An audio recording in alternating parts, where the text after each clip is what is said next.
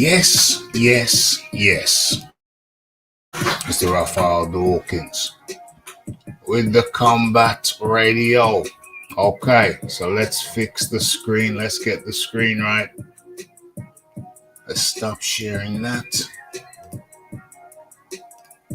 Start sharing this.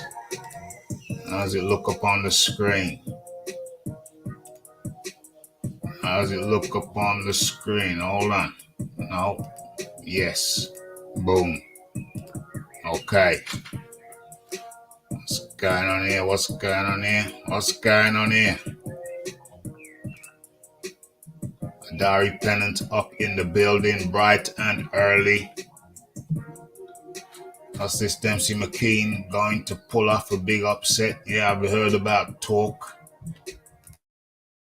I've heard there's been some talk about Dempsey McKean fighting the WBC guy, Luke. OMG. And, not that. We're going to get into that. But first and foremost, let me set my screen.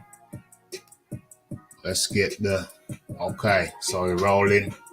What are we talking about today? Talking about a whole heap of things, crocus bag of things.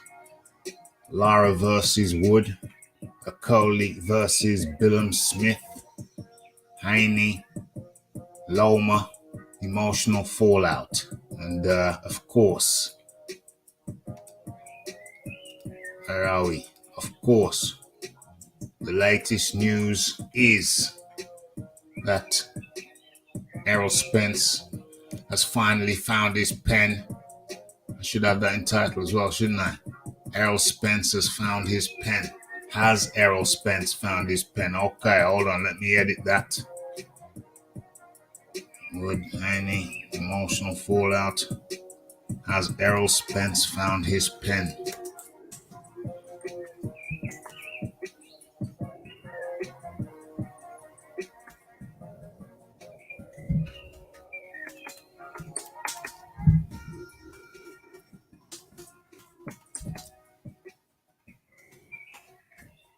Has Errol Spence found his pen? Question mark.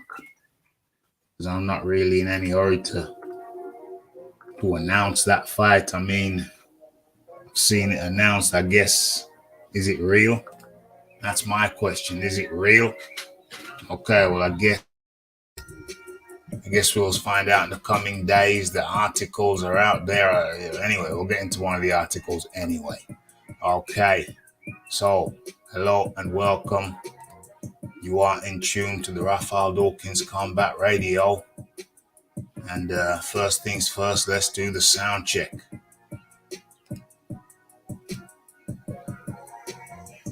And there is a poll already up. It's real this time. It says Mr. Coates, there is a poll already up in the chat. Feel free to go ahead and smash the option. Who wins? Lara, Woods, draw.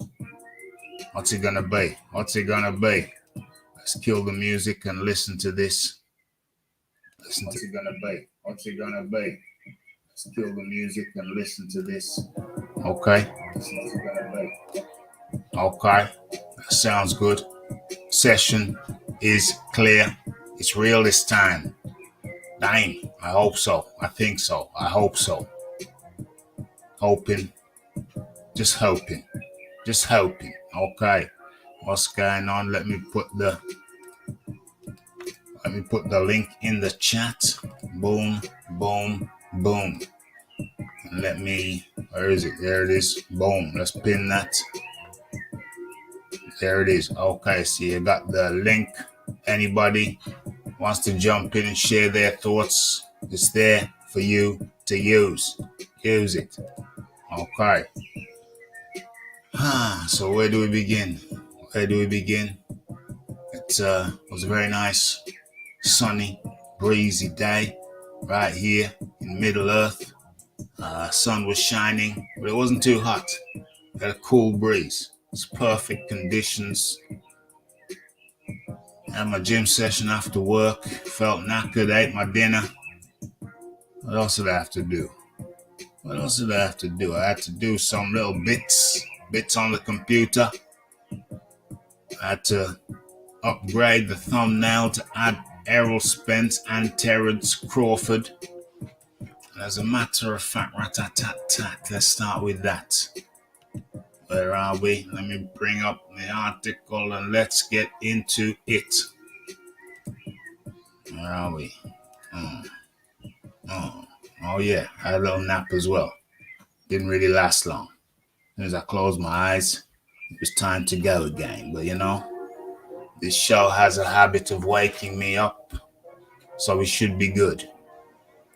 Where are we? Where are we? Let's get rid of that and let's bring this up. How many windows we got open? What's this? What's that? What's that? Okay, let's go. Let's do this. What is this here?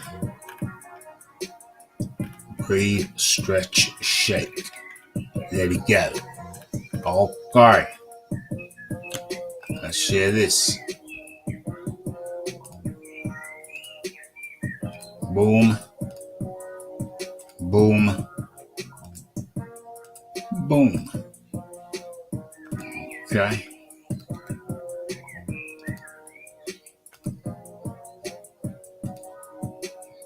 The fight doctor is up in the building bright and early.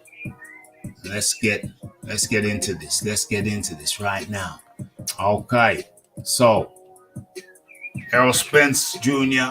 and Terence Crawford agree to a unique rematch clause. Unique? What's unique about it? Okay, well, let's find out. So, is Errol Spence looking very, very chiseled and sharp? Very, very lean. Okay. How's this here? So, ESPN reports that terms have been agreed for Errol Spence Jr. and Terence Crawford to face each other on July the 29th. Where are we now? Or in May, June, July? Yeah. Or is it 2 months? 2 months and a week. What's that? 9 weeks, 8.5 weeks. 8.5 weeks. Wasn't there a film? Wasn't there a film called 8.5 weeks, or was that 9.5 weeks? Something like that. Something like that. Okay, the details of the deal. Okay, so apparently it's going to take place, it's scheduled to take place at the T-Mobile Arena in Las Vegas. And it's to be broadcast as a Showtime pay-per-view. Okay.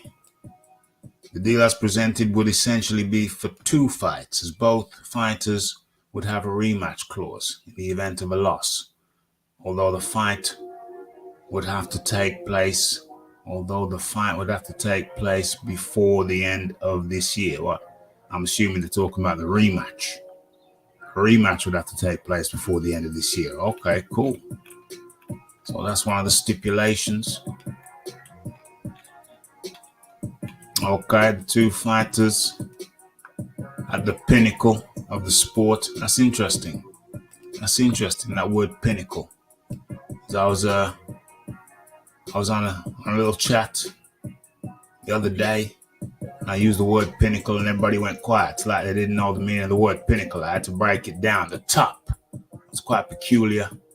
So I guess pinnacle isn't really in common parlance, because I was over on an American channel. Here we see the word pinnacle again. So I thought to myself, wow, the word pinnacle, maybe it's not that often used anymore. And here is pinnacle. Okay, so that's it. Yeah, Crawford was long in contention for being top of the pound for pound tree in the eyes of many observers, with Spence just behind him. In a year which has already given us Gervonta Davis and Ryan Garcia, King Ryan, plus Devin Haney's controversial showdown with Vasily Lomachenko. Don't worry, we're going to talk about that some more too. This would almost certainly could also be the biggest of the lot. Well, it'll be the biggest of the lot in terms of the caliber of opponents, long-time champions, both of them. Long-time champions, with Terence Crawford, for me, sitting at the top of the pound-for-pound list. Who else is better than him right about now? Okay. Multi-weight champion, whereas Spence has just been at the one weight. Just contested at the welterweight. Dan Raphael writes, when it's signed, it's done. It is not signed. OMG. You see, that's what I'm concerned about. Is it signed? What the hell? What the hell happened there? Let's get out of that. Thanks for your appeal. Raphael Dawkins. Should have gassed him first. That's what I said. That's what I said. That was in reference to a naughty fella with two knives. The police went in, short sleeves, no protective wear on the arms. I said, yo, that was dangerous. Should have gassed him first and then disarmed him. That was very dangerous. And Twitter suspended me. OMG. What's going on in the chat? Spence getting KO'd. OMG. I do favor Terence Crawford in that matchup. Has to be said. 9.5 weeks with Kim Basinger. You pronounce it how you wish. Mr. Coates says, example, AJ is not at his pinnacle. Well, I don't know. We've yet to see that. Maybe his pinnacle is yet to come. You know what I mean? Maybe his pinnacle is yet to come. Maybe he hasn't reached the highest heights just yet. You know what I mean? Let's have a look for this. Why do Errol Spence and Terence Crawford need this? Well, they want to find out who's the number one, who's the numero uno at welterweight. Who's the numero uno? Crawford's breakup with Top Rank was ugly, involving a legal battle over allegations of race bias in their dealings with him. And he's only managed one fight since it happened. Meanwhile, Errol Spence, since beating Sean Porter in 2019, has been involved in 2 further fights, but 3 car crashes. 2 of those serious. OMG. Okay, so we know both of the fighters are in their mid-30s. And we know that time is ticking. And, yeah. They got to find out. They got to find out who is the king of the welterweights. Is it signed? When it's signed, it's done. Is it signed? That's the question on my mind. What is this here? Errol Spence and Terence Crawford agree to unique rematch. Other details below for the mega fight. Okay. So, is it going to happen? Is it not going to happen? That is the question. Am I optimistic? I'm a little bit more optimistic. A lot of outlets are covering this. So if we're lucky, we'll get the fight. I'm not holding my breath, but I am hopeful. Let's put it that way. I am hopeful. They can get this thing done. Okay. So let's come out of that. And let's go into this.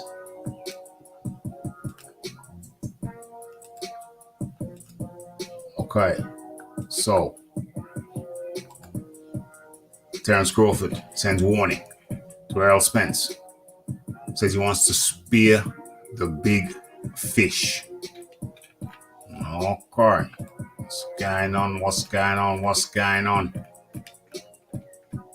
Terence Crawford posted a warning photo on Instagram today, letting the IBF WBA WBC welterweight champion Errol Spence Jr. know what's in store for him when they battle on July the 29th for their undisputed 147-pound welterweight championship on Showtime PPV at the T-Mobile Arena in Las Vegas. Okay. So the news that Spence and Crawford had agreed to fight was revealed yesterday by Mike Coppinger. And yes, there's a huge amount of interest. There has been for some time.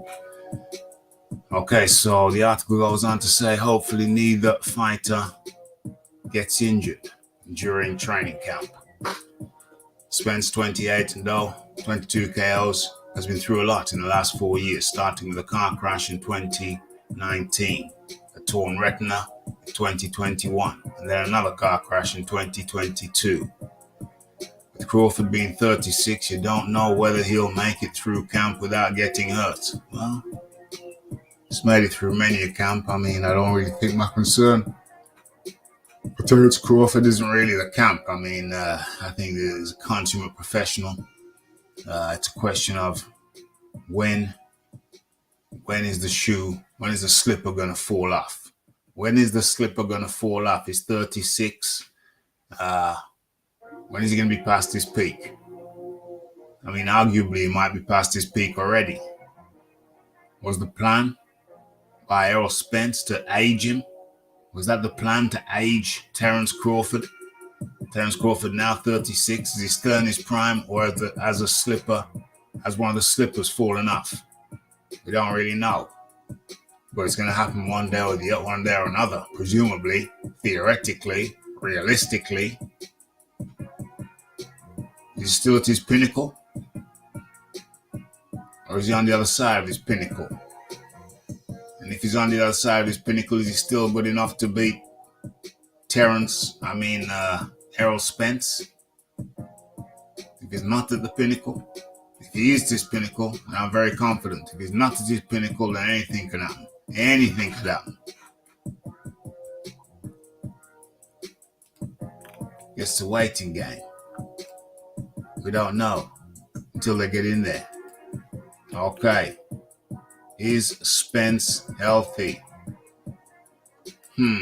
Well, initial thought was Spence. I think Spence is too big and too strong. This is the writer, not me. He says he thinks Spence is too big and too strong, but the more time Crawford was campaigning at welterweight and growing into the weight class, he's now a full-fledged welter. I don't think there's any difference in terms of that, said Chris Algieri. Okay. My biggest question is, how is Spence's health? I'll probably stick with Spence if he's healthy, but I don't know if he is. We talk about the car accidents and the lingering effects of those, the retinal detachment. They're a big deal, potentially a big deal. Both of those car crashes, Algieri says he doesn't know how bad the second one was. The second one he said he hurt his leg. It was a pretty rough accident. He didn't do anything wrong. He's some underage kid driving his mom's fast car fast. Plowed into Spence's SUV. Which I guess may have offered him some extra protection rather than some little tin can car. So he's probably got a lot to be thankful for. He was in one of them big SUVs, but it wasn't very big after the impact. Said he hurt his leg. Is his leg better now? He came back against Garcia and looked fantastic in that fight, December 20. So maybe that one wasn't that big of a deal. Okay, might be okay. Okay, so Crawford has a lot of tricks. Algieri says, I'm leaning towards Crawford because I think he has a few more tricks up his sleeve, a few more facets to his game, a little bit more dynamic, better punch power, said Dan Canibo. That was Dan Canobayo.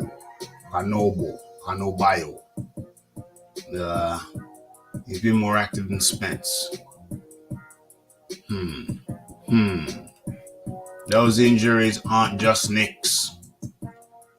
They're not just scratches and bumps. These are serious injuries, but Spence has shown himself to have this freakish pain tolerance and will fight through that. Okay, freakish pain tolerance. When I fought him, I called him the Terminator because the guy has got a titanium ecoskeleton, said Algieri. He's so physically strong. That's one of the reasons why I lean towards him. One of the reasons I lean towards him. I took a selfie with him. I put my arm around his shoulder and thought, holy crap, this guy is in shape, said Canobayo about Spence. He knew this fight was coming. Okay. So lean and ripped. You can tell up any more between counts. What do you think business-wise? It doesn't have the same appeal that it would have had in 2019 or 2020. I still think it's a big fight. I think it's the second biggest fight that can be made outside of Ryan Garcia and Tank, which already happened. Okay, well, that allegedly did very good numbers. Will Spence and Crawford bring in big pay-per-view numbers? Crawford had this sense of overvalue. I think it does over 500,000 pay-per-views. I think he'll do a good gate. I think there will be a lot of interest in this one.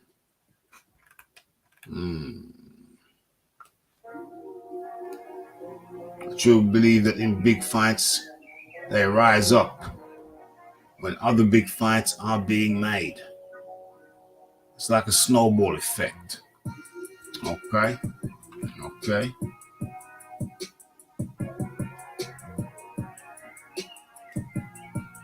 A month or so ago, Spence's back felt like a coiled piece of iron, coiled spring.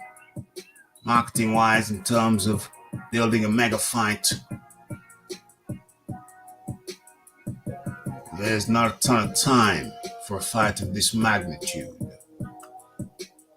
So they really need to ramp it up right away. It's already out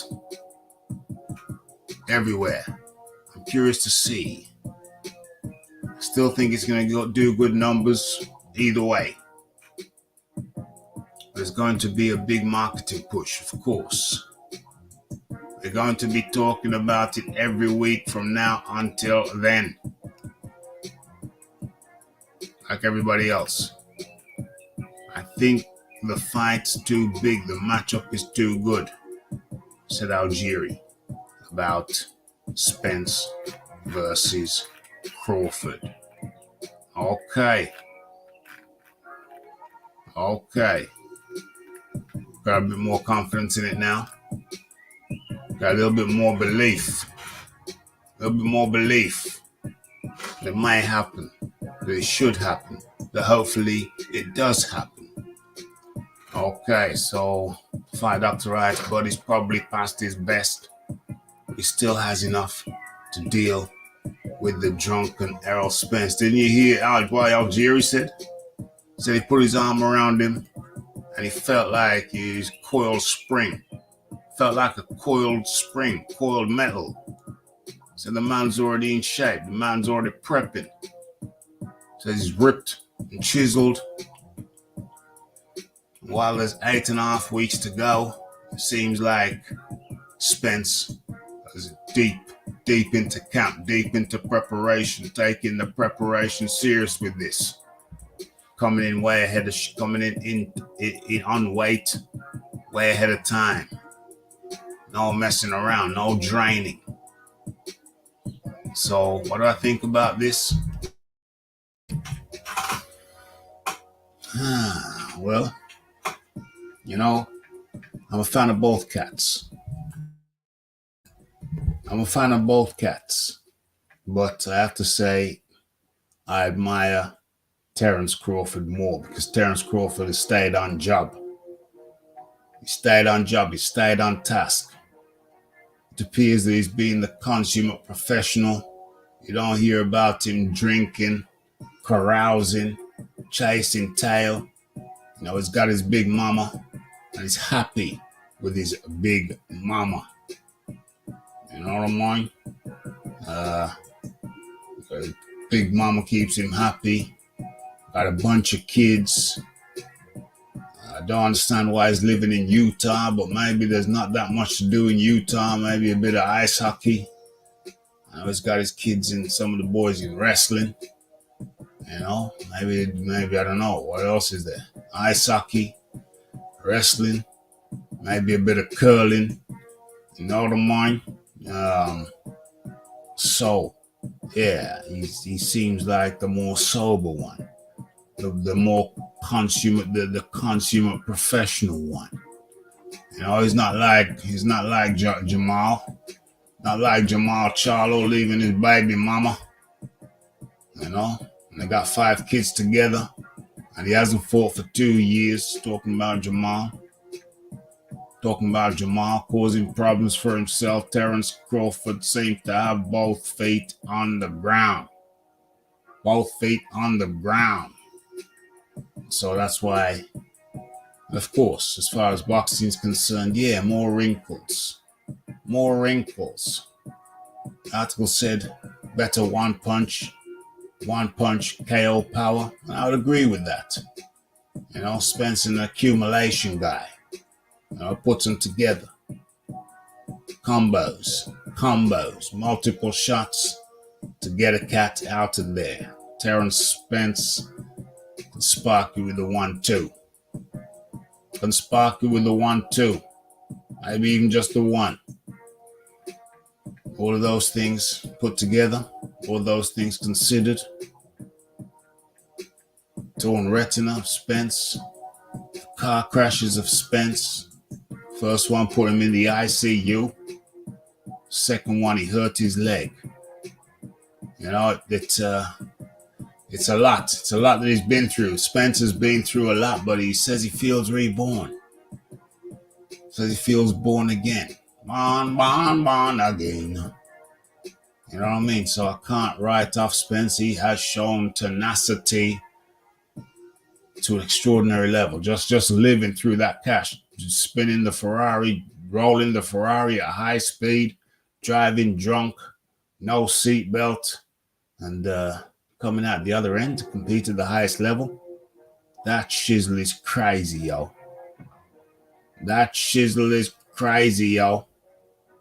You know what I mean? So, TKO 22 up in the building. All right, we just started. We're just getting warm.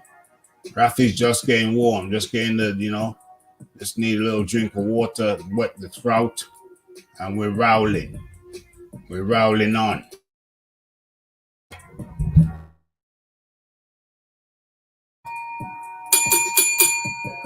Okay, TKO 22 puts a little bit of color in the chat. Much appreciation. A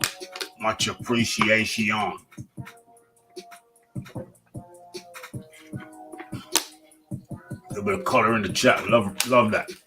You know what I'm saying? Life is so much better with a dash of color, I find. 100%. Okay. So, where are we going now? What's going on in the poll? Where's the poll? Okay. Poll was up 3 hours ago. So whenever you come into the show right now, these days, you're going to see. Hold on. What's this here? You're going to see a poll. You're going to see a poll. And make sure there's always a poll to greet you. Okay. And tonight, the poll is who wins? Lara versus Woods. Lara, Woods, a draw. What they got here. So get your votes in. Get your votes in. The membership thing, well, I'm aiming to have that done within 7 days. So,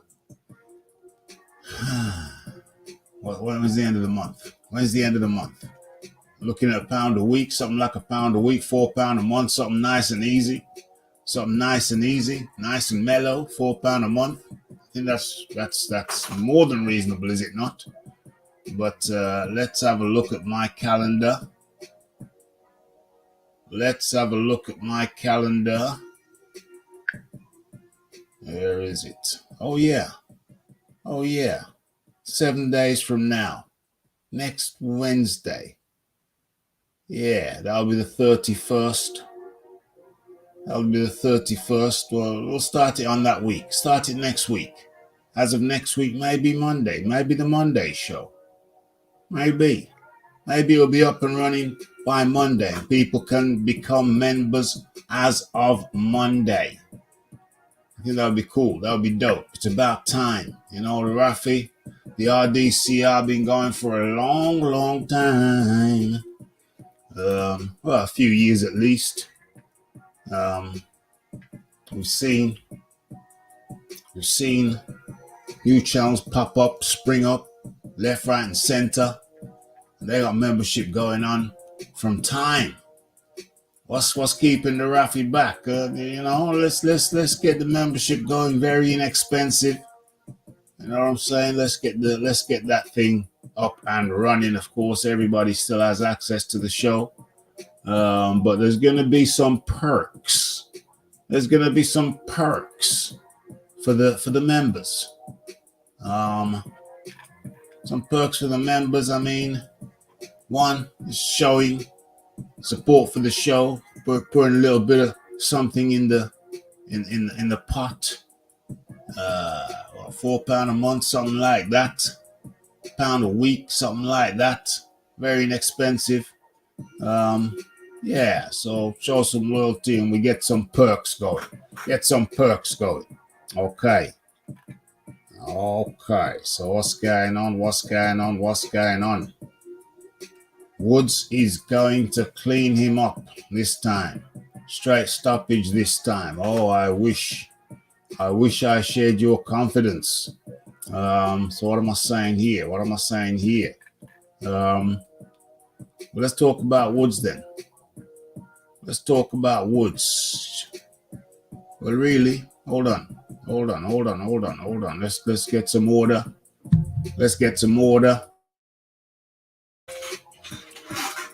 Let's do this in a syncopated fashion. Let's close that poll because now we're talking about Lara Woods.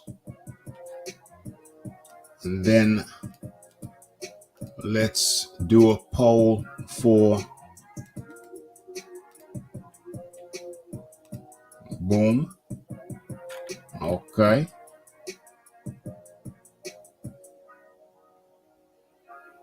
Pablo Diablo. I ain't seen Pablo in a long, long time. Damn. Pablo Diablo back up in the building.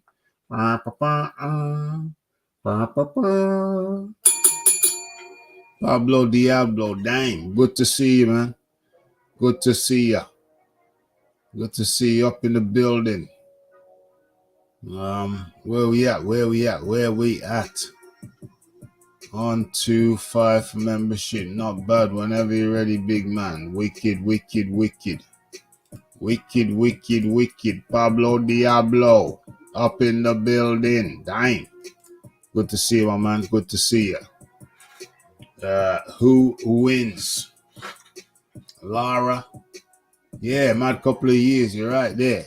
Mad couple of years. COVID and all that madness. Tell me about it. Tell me about it. You can read about Rafi's mad couple of years in the memoirs. Coming out in a couple of years. So, who wins? Lara? Let's go backwards. Let's go from the back. I don't sound right. Anyway, Draw 14%, Woods 28%, Lara 57%. OMG. OMG. But I want to hear your opinion on, what is this here? I want to hear your opinion on who wins.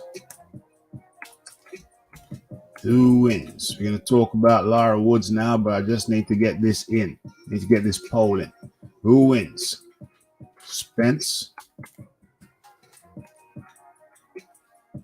Crawford?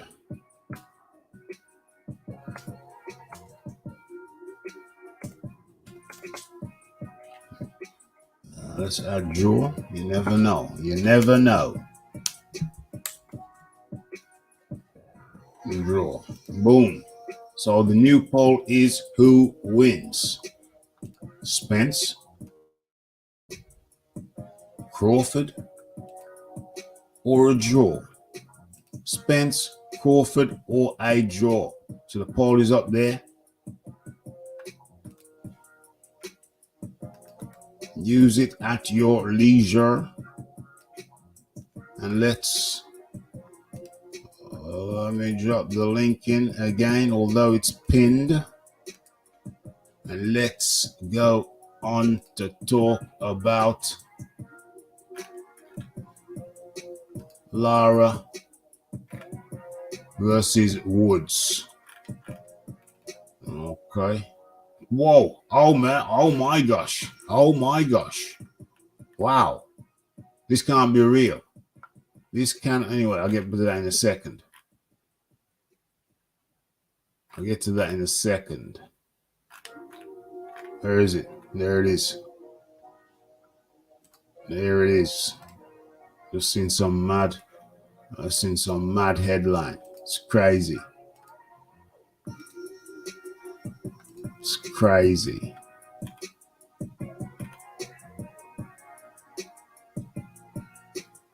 Okay. Yes. Okay, so let's get into this one. I'm just seeing a mad headline though. Need to circle back to that one for show. Okay. So, what is it? Where is it? There it is. There it is. Is it there too? Yeah. We're all good. We're all good. Let's have a look. Yeah, get your votes in. Get your votes in. Get your drinks in. Okay, so Lara versus Wood. What am I saying about Lara versus Woods? I need to give you my impression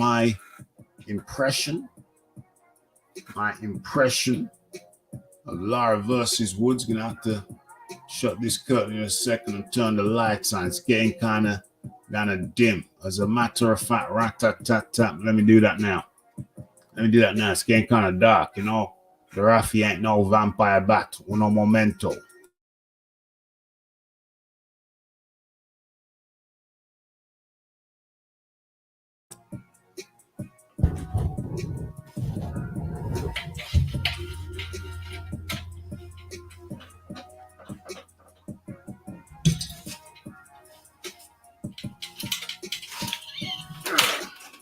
Oh.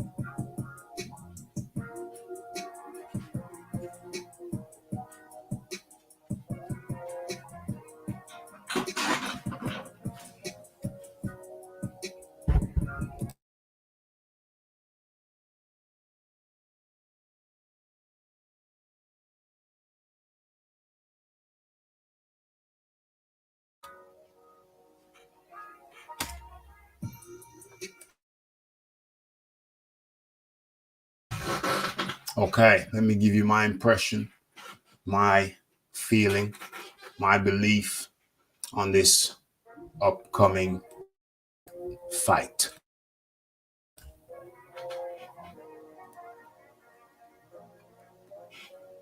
Okay, so my feeling on this is that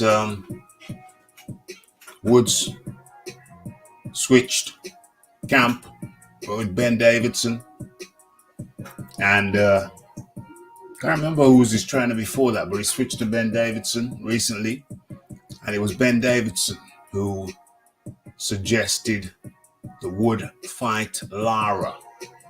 Now there were easier options, but I guess on Ben Davidson's recommendation, Woods opted to fight Lara. Could have fought, what's his name? Could have fought Warrington. I believe, which would have been a much better fight for Woods or Wood. But on the recommendation of Ben Davison, he opted for Lara, the tougher option. Now, the tougher option isn't always the better option. Yeah, there'd have been a lot of glory in it for Wood. There'd have been a lot of glory in it for Ben Davidson. But I think at this stage, it's an ego thing. For me, I believe it to be an ego thing. Ben Davison, he's the one who made the selection. First time around, didn't work out. Now he wants a second bite of the cherry. But in doing so, then is that not harming Wood's career? If it had gone for Warrington, that would have been very respectable. It would have been a big British clash. Big gate. Big money. Probably get better money than fighting Lara.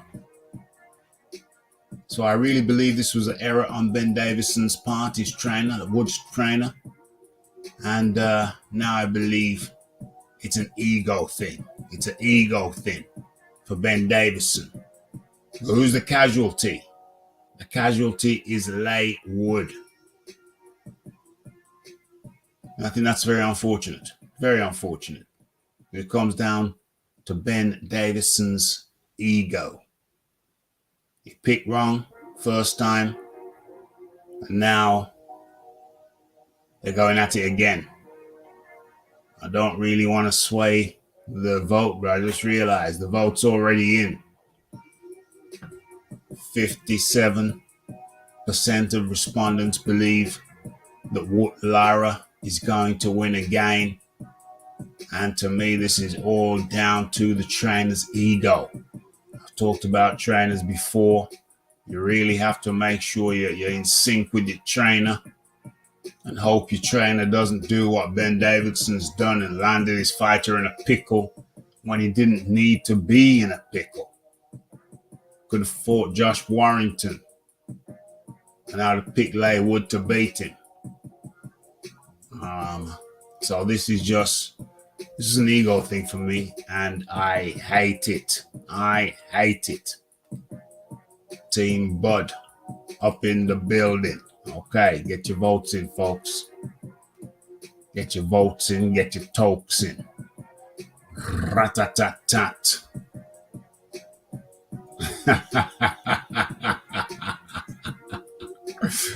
Oh, man. With heavyweights on the back. Blap, blap. One smack. Pablo Diablo getting lyrical up in the building. Yes, yes, yes. Crawford stops Spence. I'm 92% sure. Crawford stops Spence. Hey, I'm looking forward to it. I like both guys, but I favor Crawford. I personally, should I have said that? I I don't want to influence the vote. I don't want to influence the vote. Okay. Okay. So what we're looking at here, what we're looking at here. Yeah. Lara versus Wood. Ah. Yeah. You're trying to got you in this pickle. But anyway, they're fighting. Hold on a second. Hold on a second. Let me bring up the schedule, fight schedule for this weekend. Where is it? Where is it? Where is it? Stop sharing that. Start sharing this. Where are we? Boom, boom, boom. Okay, let's have a looky. Let's have a looky. I hope you can see that clear enough. Scroll down just a little bit. Leon figures up in the building. Peace to all. How you doing, Leon? Good to have you up in here. Okay, I hope you all can see that. Okay, so it's going to be congested. It's going to be a congested weekend. Get your votes in because we're moving. This thing's moving fast paced. We're not going to dilly-dally tonight. Rafi going to have to get some sleep tonight. I think last time went, 3.5 hours? That was Monday. OMG.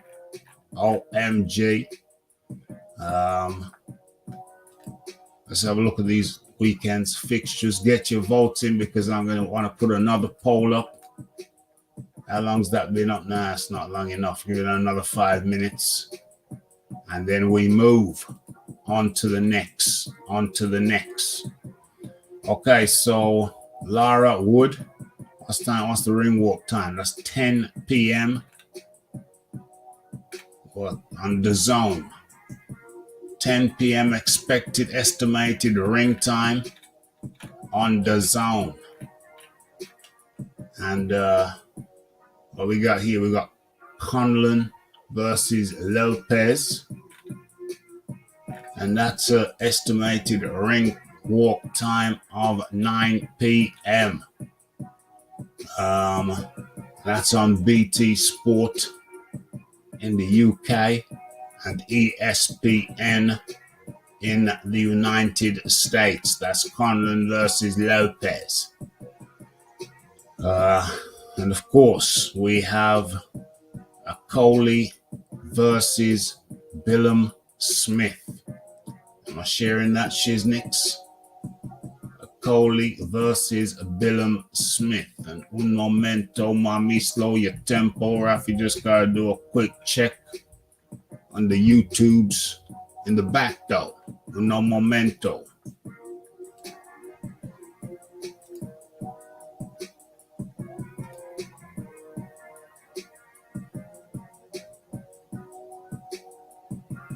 Like, subscribe, comment, and share.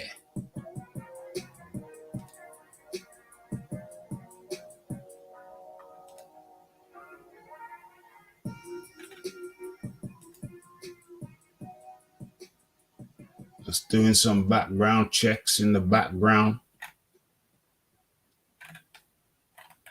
Checking something.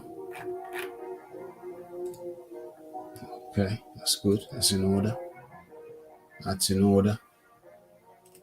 just make sure, double check. Okay. That's good. Okay. Health check. It's good. It's good, y'all. It's good. It's good. It's good.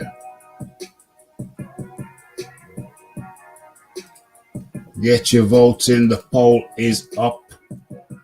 The poll is up. And as a matter of fact, rat-tat-tat-tat, we're moving at a rapid pace. So let's give that one more minute and then we'll bring that down because next we will be talking about, hold on a second. Hold on a second. Let's go back to Lara Wood. Featherweight Championship WBA. Let's get a bit of fighter information on that. A bit more intel. Okay, there you go.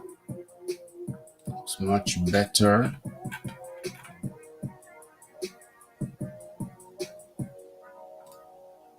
Rafi, peace, bro. Need to shoot up, brother. Peace out, and God bless to you and all in the chat. Much appreciation. Much appreciation for that, and of course, likewise. Definitely say hello to Layla for me. Give her a wave. He's still doing the boxing with the slippers. He's still using the slippers for pads. Keeping them hand sharp, keeping a hand sharp. I hope you still got that training going. You know, she could be the next Chantel Cameron. You never know. Come on. Come on now. Okay. So, where we at?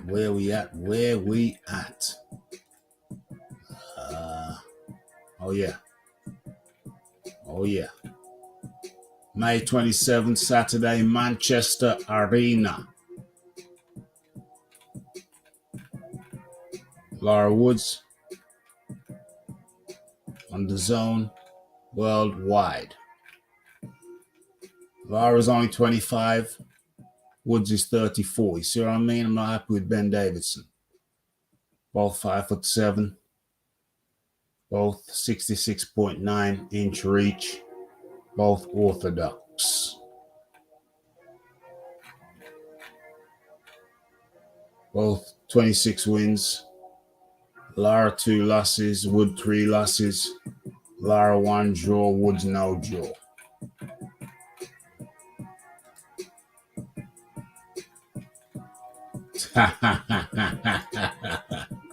Stepped up the game. The game done change.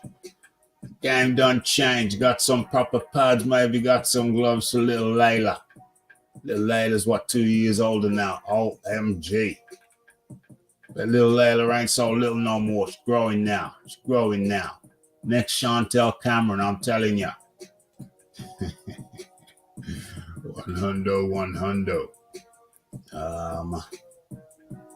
What we got. Okay, so I'm not optimistic.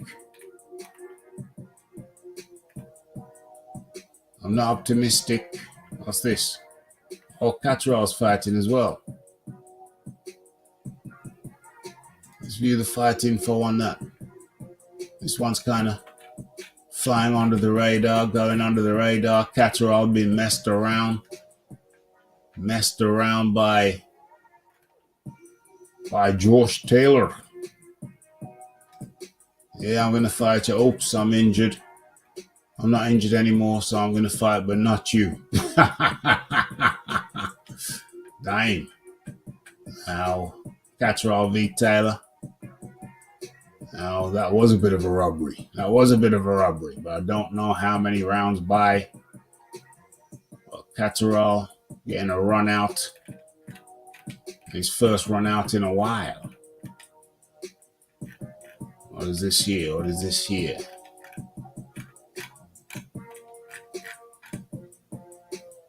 Manchester Arena, it's on the undercard. Catterall 29. Foley 34. Catterall 5'7". Foley 5'10". Catterall 68.9 inch reach. Foley 70.1. Southpaw versus Southpaw. OMG.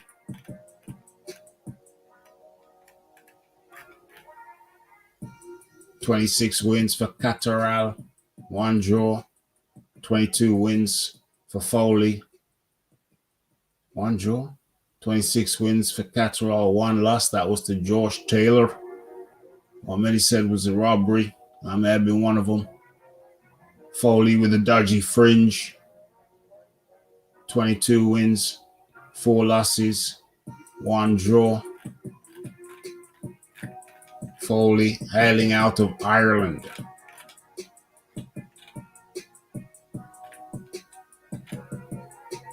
Current rankings at super lightweight. Ring Magazine, Catterall 4, WBA NA, WBC Catterall 6, WBO Catterall 15, IBF Catterall 15. OMG. They want some sanctioning money out of the cat to raise him up. Okay, so the kickoff time for that is slated for 9 p.m. Saturday. And the Rafi will be covering it.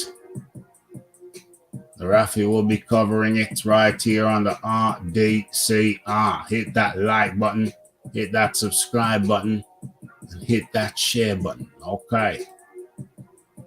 So where are we now? What are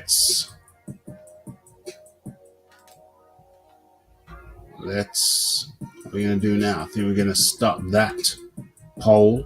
If you haven't voted in the poll, get your voting in the poll because we're going to switch it up again.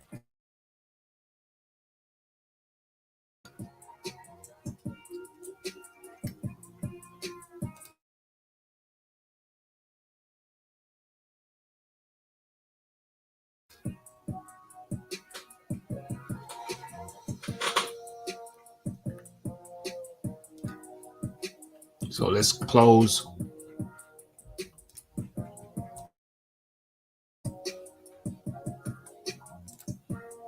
So let's close the poll.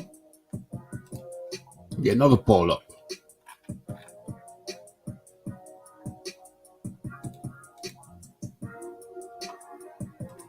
As soon as the results show. Where is it? There it is. Let's post that up.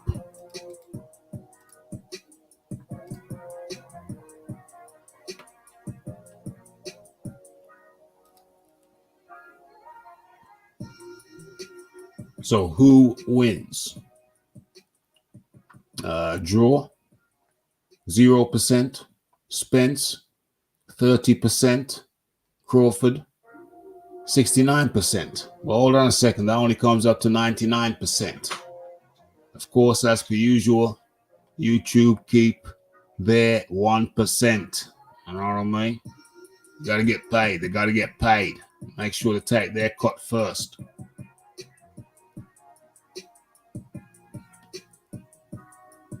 It's normally a bit more than 1%. Okay. So let's come out of that. As a matter of fact, rat-tat-tat-tat. Yeah, let's come out of that.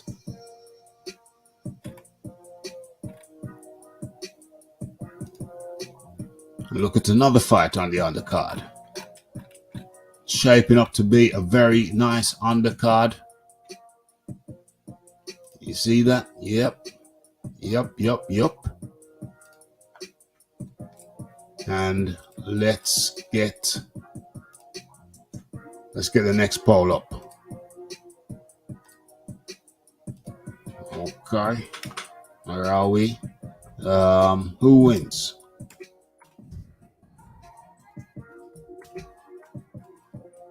Who wins? Okolie.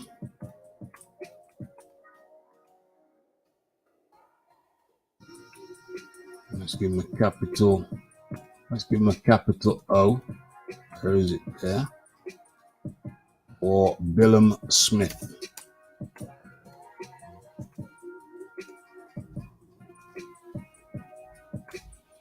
Billam Smythe.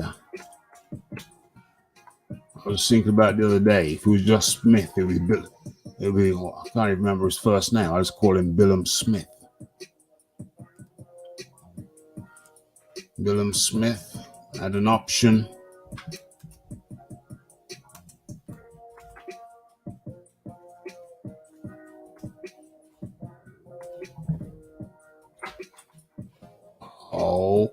Okay, so that the next poll is up in the chat. Hit that poll, get your votes in, make your vote known.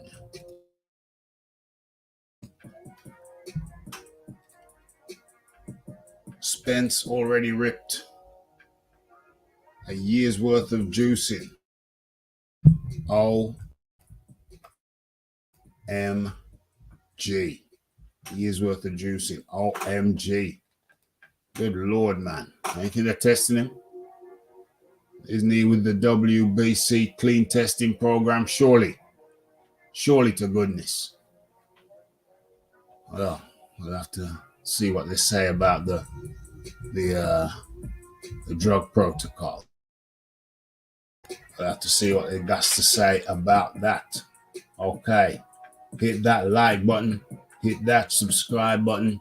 Hit that share button. Okay. So let's get into the next thing. Okay. So Harper versus Hazabin. As a matter of fact, I remember Hazabin. I think she's trained by a friend of the channel.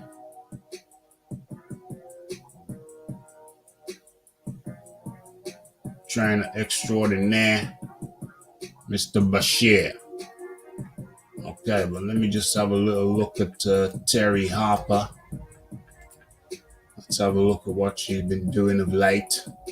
And let's see where I recognize Habazin. Hold on a second. Let's have a look.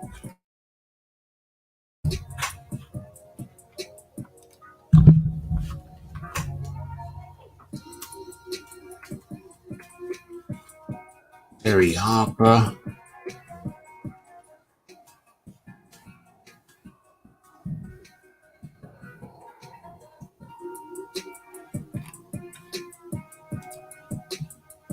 Stop sharing that. Let's start sharing this.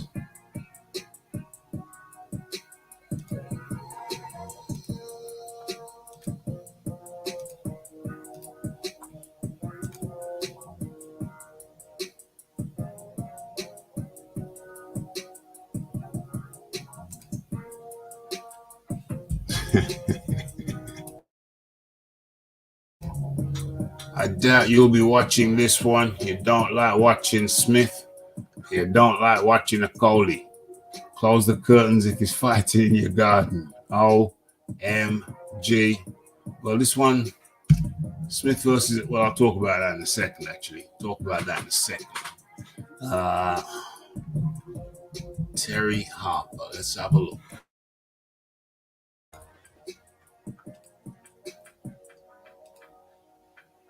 Terry Harper, okay. We know the one loss was a KO, and that came at the hands of Baumgardner.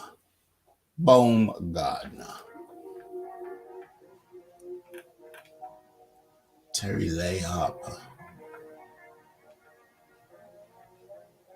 Denby, Yorkshire.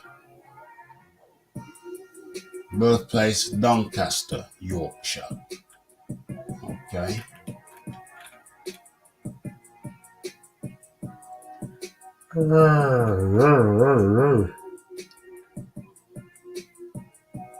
And a ranking that was for IBO WBA Super Welterweight.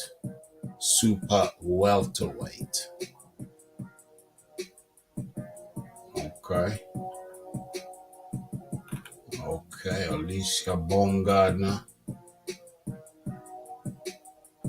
Super welterweight. Okay. Let's look at Habazin.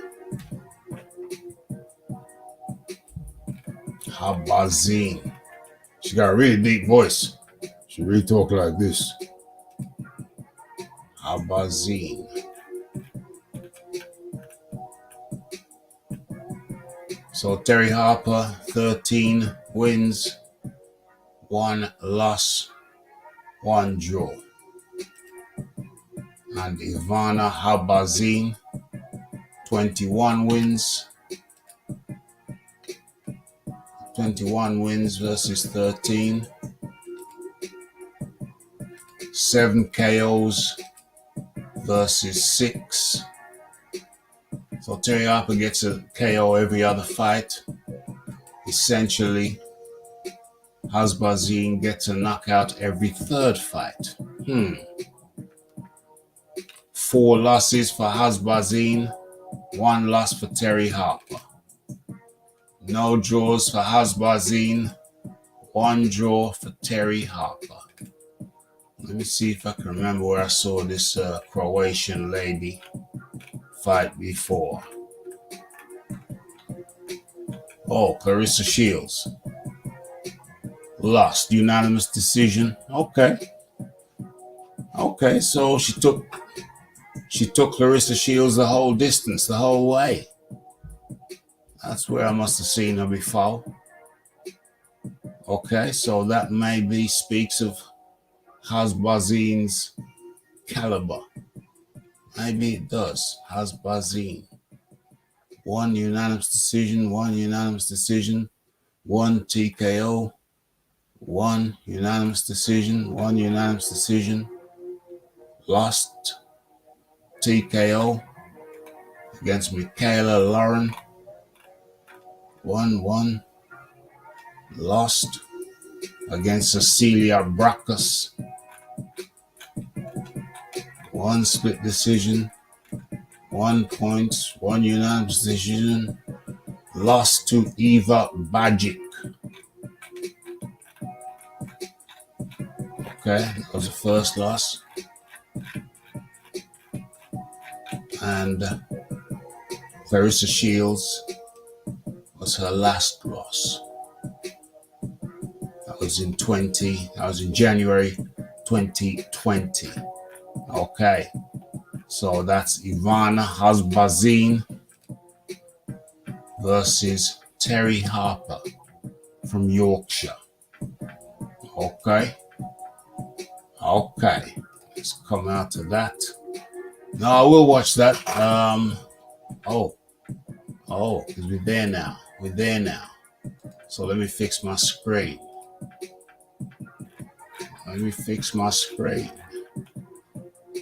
Let's get to the right place. Let's share the screen.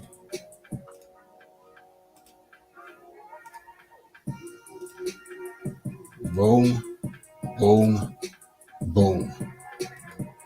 Boom, boom, boom, boom. Boom, boom, boom, boom. Boom, boom, boom, boom. Boom, boom, boom, boom. So let's have it.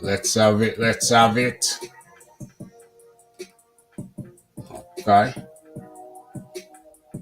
Donovan Williams up in the building.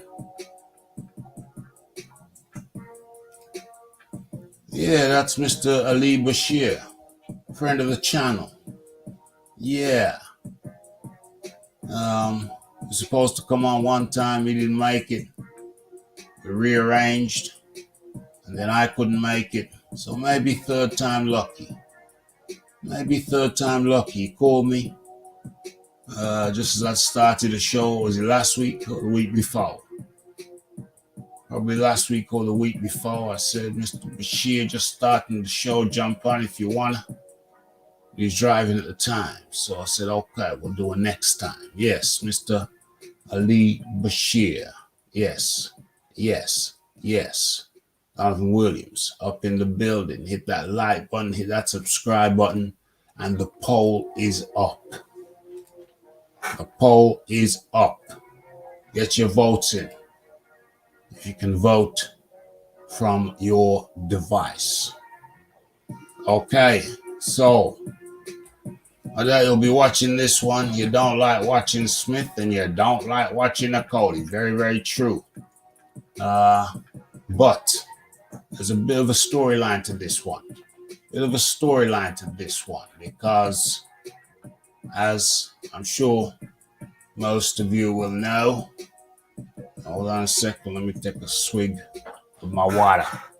Let me take a swig of my water without knocking the mic.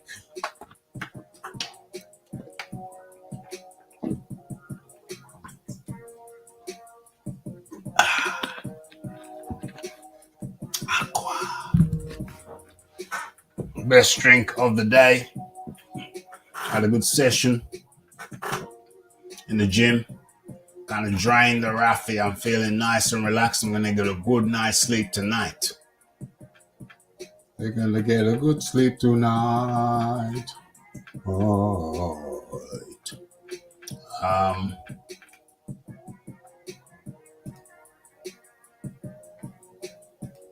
Okay, so yeah, but I will watch this one because undercurrent. There's a story.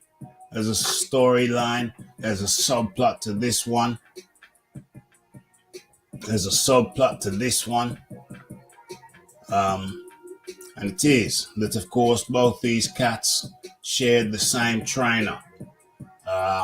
Trainer whose name has been in the press of late due to Daniel Dubois leaving him. And, of course, he goes by the name of Shane McGuigan. And Shane kind of threw up all kinds of smoke screens, said there was a family dispute. He doesn't want to get in the middle of a family dispute. One other excuse was he was put in a dilemma. He was put in a dilemma.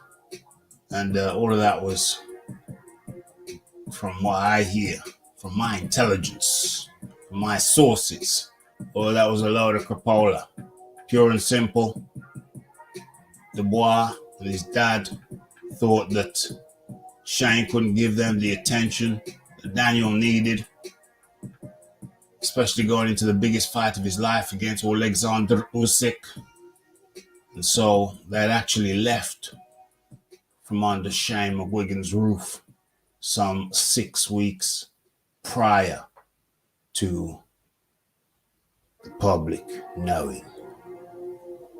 Over a month prior to it becoming public knowledge. They left Shane McGuigan and gone to Don Charles. We're talking about Daniel Dubois, but the connection there is Shane McGuigan, who used to train both of these chaps. Now he only trains one because Lawrence Okolie left a few months ago to go overseas and train with Sugar Hill Stewart. Now there's an understory, there's a subplot to that too. There's a subplot to that too. There's a twist. There's a twist in that story. Should the Rafi share it? OMG. Uno momento, mami, slow your tempo.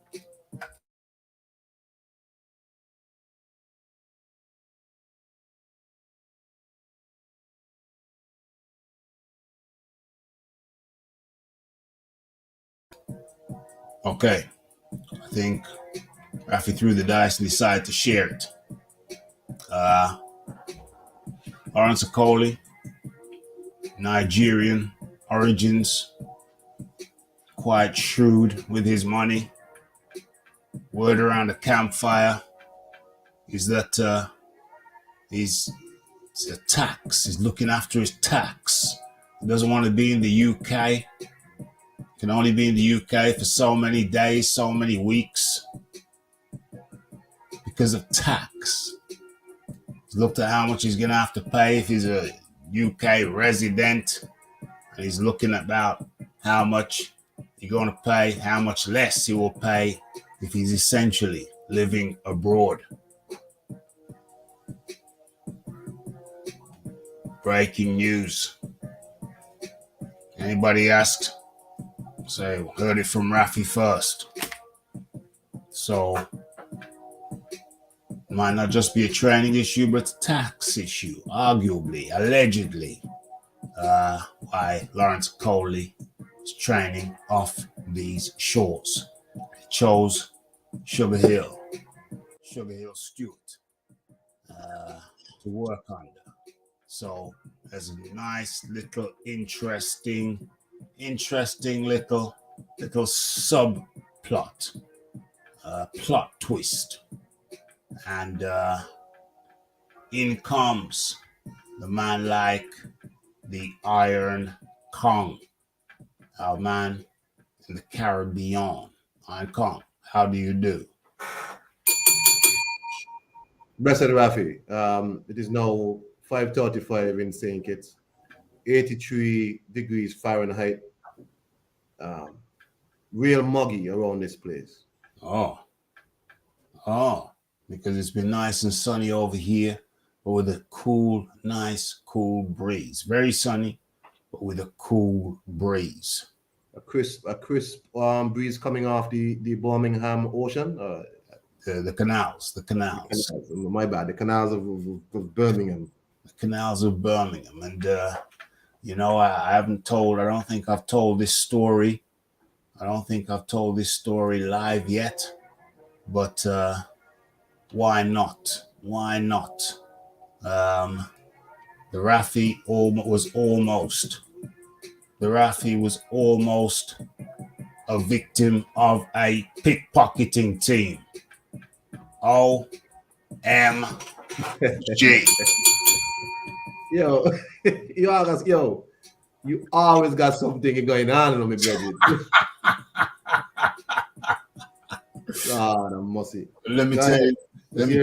Let me tell you this. Yeah.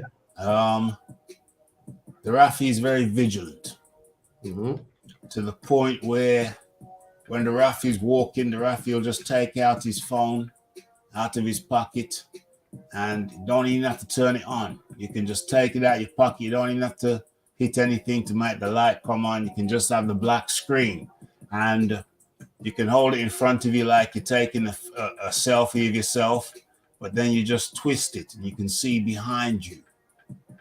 You can see behind you because there's been a couple of instances. There's always something going on around the Rafi. There's been a couple of instances where I've been standing somewhere, let's say in my favorite shop in Morrison's, and I've been looking at some stuff, and I've just become aware that there's some people behind me. It could be a man, could be a woman, could be a couple. And I thought, you know what I'm going to do? I'm going to start using my phone to look behind me. You know what I'm saying? I don't even have to turn around. So I feel sorry for the team. Well, we're living in the so-called first world, and there's some first world problems. We got some smackheads around, junkies, addicts. So Rafi's walking. It was the Sunday of the coronation a couple of Sundays ago. And it was in the town center, yes, but it was a quiet. This particular road was leading into it. It was quiet. It was Sunday. Everything was closed. Rafi's walking. There was nobody on the street. A beautiful sunny day. Nobody around. Nobody in front. Nobody behind. And Rafi just having a nice stroll. I think I was walking to the gym. Had my rucksack on my back. And Rafi was approaching a pub. The pub was open. People sitting outside enjoying the sun.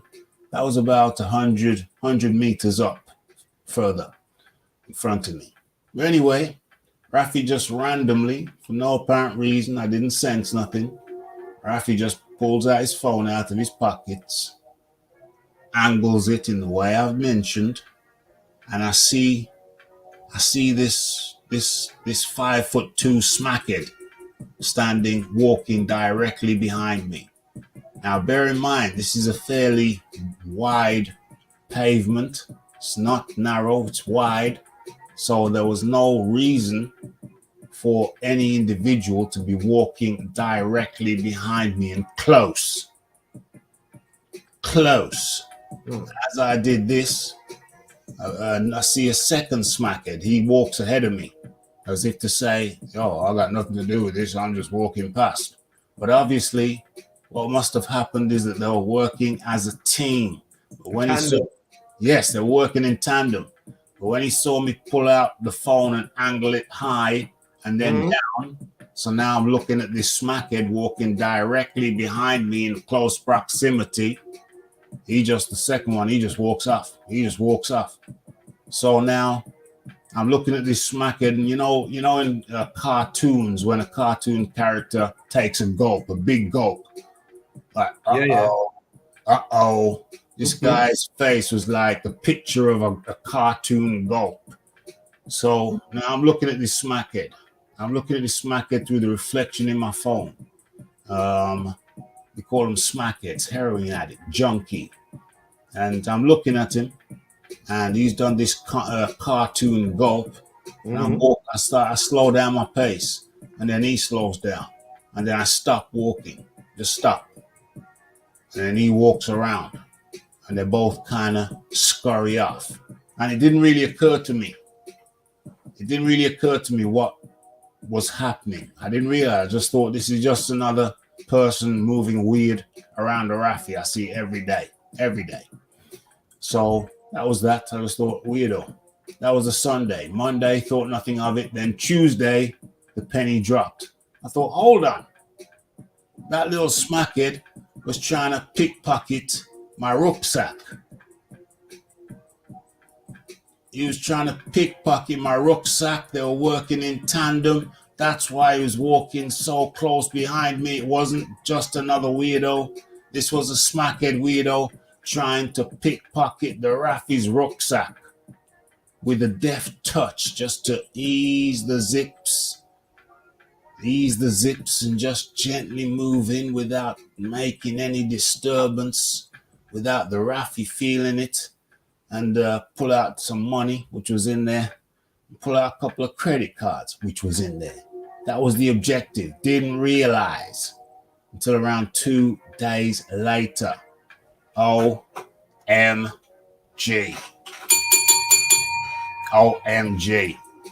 And then, yeah, I kind of said, wow.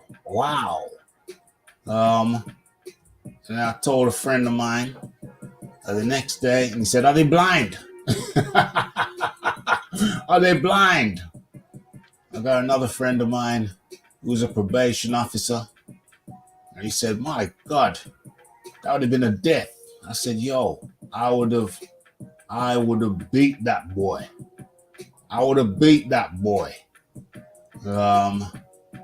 put some hands on him. I'd have put some foot on him. Hands and foot. You'd deal with him hash. I would whoop that boy. You know, Rafi don't like to break the law, but I think when somebody tries to pickpocket you, I think even if it's on CCTV, I think the authorities. I don't think the authorities would frown upon a pickpocket getting left slumped on the curb. I really don't think they'd frown on that. So yeah, I just had to share that story. It's the first time I've shared that story for public consumption. But what was it stemming from? Yo, it's crazy out there. A couple of scrawny smackheads wanted to try a thing with the Rafi. The Rafi would have seen that as a license to get busy. What if the smackhead all of a sudden had hands? Are you in practice still? You still have a little bit of a thing left, because some of the smackhead was like a retired fighter who still got a little bit of energy in him still. One thing I've done for the last for many years, is I never stop throwing at the bag. I never allow myself to get rusty. So you feel like you want to win? I think I'd have smacked up the two smackheads, both of them. Like a Devin Haney win, or like I'm looking at hooks. I'm favoring the right hook, a low kick, which nobody expects. Low kick sweep, drop him to the ground, stand over him. A right, what do you call it? A right shovel hook. Easy at him. Some shovel hooks and some undignified stumps. Some very undignified stump. I want to leave that guy slumped, properly slumped. Highly audacious. They tried it with the Rafi. Unbelievable. It's unbelievable what a hungry smackhead will try to do. And in comes the man like the Leon Figures. Peace, Mr. Dawkins. Peace, Mr. Cole. Peace to the chat. Peace, Yeah, peace. the Figures, my name. Good to have you up here, Mr. Figures. Yes, it's very good. I always enjoy it. Always enjoy it. Sorry, I was driving before, so I wasn't able to join earlier. That's cool. Don't tell anyone, I was texting and driving while I was parked up, of course. Of course.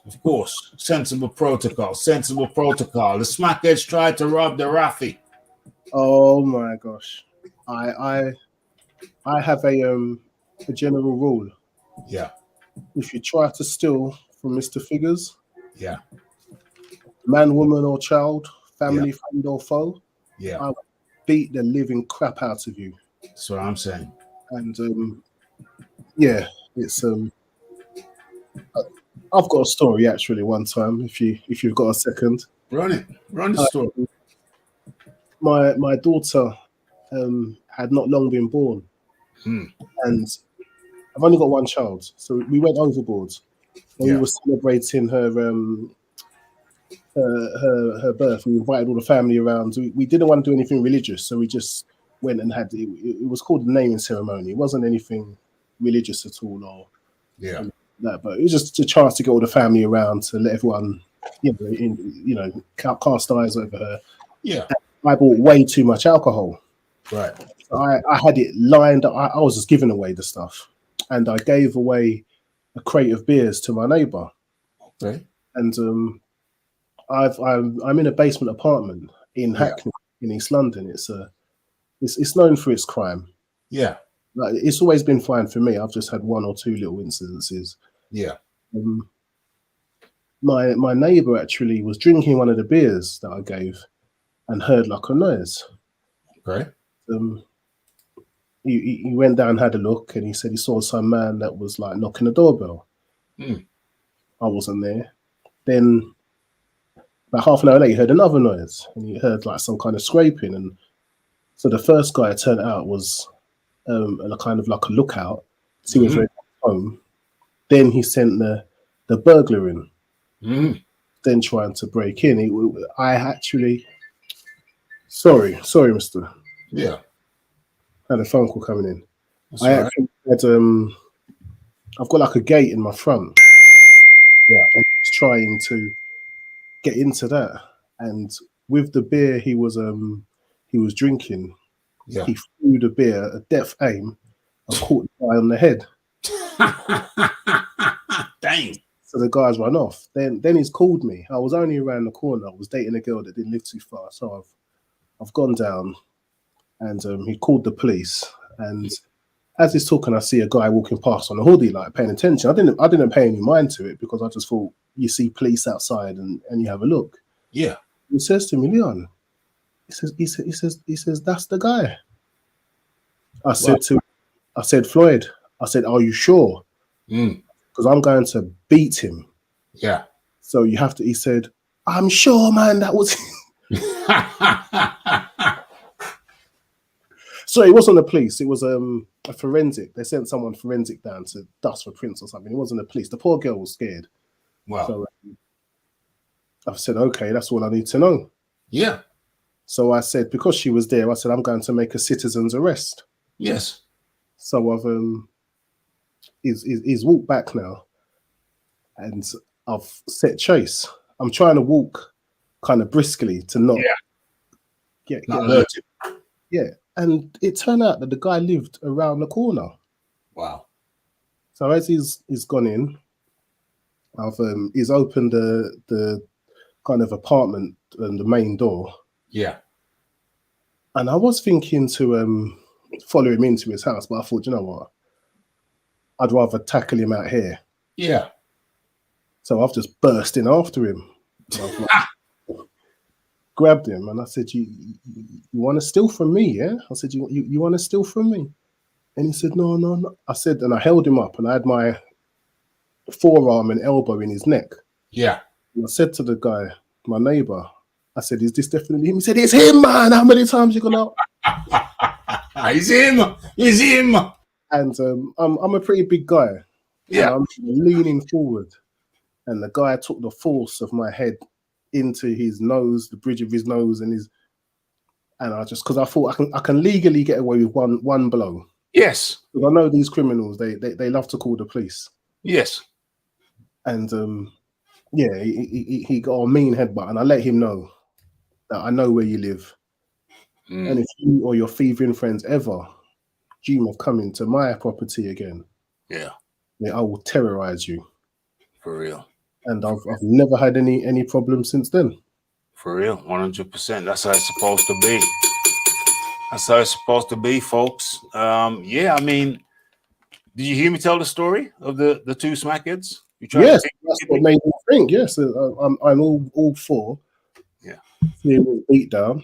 If yeah. you try to steal another man's property, you must defend what is yours. I will give a grace. If a homeless person tries to steal my food, food is food. Do you get what I mean? If you're stealing food, you're in a need. And I if it's food, that's fine. But if you're going for cash or valuables, no, that's the food thing is the only. You must be homeless. You must, to me, appear homeless. Yeah. If you're looking kind of homely and happen to be stealing food, you might well take a beating. But if I feel you're stealing food, it's not many people steal food for other needs other than hunger. For real. Yeah, I mean, I didn't figure it out though. I didn't realize at the time. I just thought it was another weirdo acting weird around the Raffy. That's all. The penny didn't drop then. It was only 2 days later when I thought, hold on a sec. They were trying to pickpocket the Raffy. Because I had my rucksack on my back. And you know there's a chance if you're fiddling with somebody's rucksack, they're not actually going to feel it. If you're playing with trying to put your hand in somebody's pockets, they may feel it. But trying to get in somebody's rucksack, if you're real gentle, the person wearing the rucksack may not feel that somebody's tampering with their rucksack if they're real gentle about it. But 2 days later, I thought, hold on. They was trying to pickpocket the Raffy. I was trying to pickpocket the Raffy's rucksack. Unbelievable. But yeah, I mean, if I'd have known, oh my gosh, I would have really took advantage of that situation to just, like I say, you know, the Raffy stays shooting them shovel hooks, shooting the jab with a heavy right after it. You know, the leg sweeps, nice little leg sweep, and end up on his ass, just stand over him, maybe grab the hair so you can keep the head stationary, and just some shovel hooks to the bridge of the nose, finish up with some shin kicks, Mirko Crocop style shin kicks to the bridge of the nose again, cheekbone, jawbone. Yeah, I'd have made a meal of it. But like I said, it took me 2 days for the penny to drop. Bruce Gas, boxing, jazz, and more up in the building. The Raffy, there was an attempt to pickpocket the Raffy, Bruce. Can you believe it? Some junkies. You call them junkies. We call them smackheads. Two smackheads. Their clothes were hanging off them. You know what I'm saying? I'm pretty sure it was their clothes, but it don't fit them like it used to. Clothes are just hanging off them. They shrunk them down so much. The Iron Kong, talk to me. No, I just listen to y'all stories about dealing with nefarious characters. You know, that's unfortunate. Fortunately, I've never had to deal with a thief. Which is, you know, unfortunate, because, you know, I kind of want to plan out somebody with the cutlass I got in my house. But for me yet, and thankfully, cause, you know, I got picnic now, and I don't really want somebody to come in the house. No, not in the house. No, not in the house. That's why you got the dog, but unfortunately, you know, I had to let it go. Yeah, you know, that's how it goes. But I got another dog, though. Don't worry with that. Yeah. Yeah, but that's unfortunate. You know, Leon Figures beat up a boy, around the corner, Yeah. and you ward off some junkies, as you call them. Yeah. And I'm glad, Smackheads. glad for it twice. I mean, Yeah. Leon Figures physically disciplined Yeah. that boy for Yeah. Figures. What he tried to for me, you say? Just trying to break in the house, the apartment. Oh, he tried coming in Figures' house. Yeah. When he wasn't there, Figures wasn't there. And the Caribbean person stone him in the battle. Okay. Yeah. That's a real Caribbean man. Dash a red stripe pour Carlsberg in his head back. Hey boy, what you do there? Move from your dirty boy. Where you do?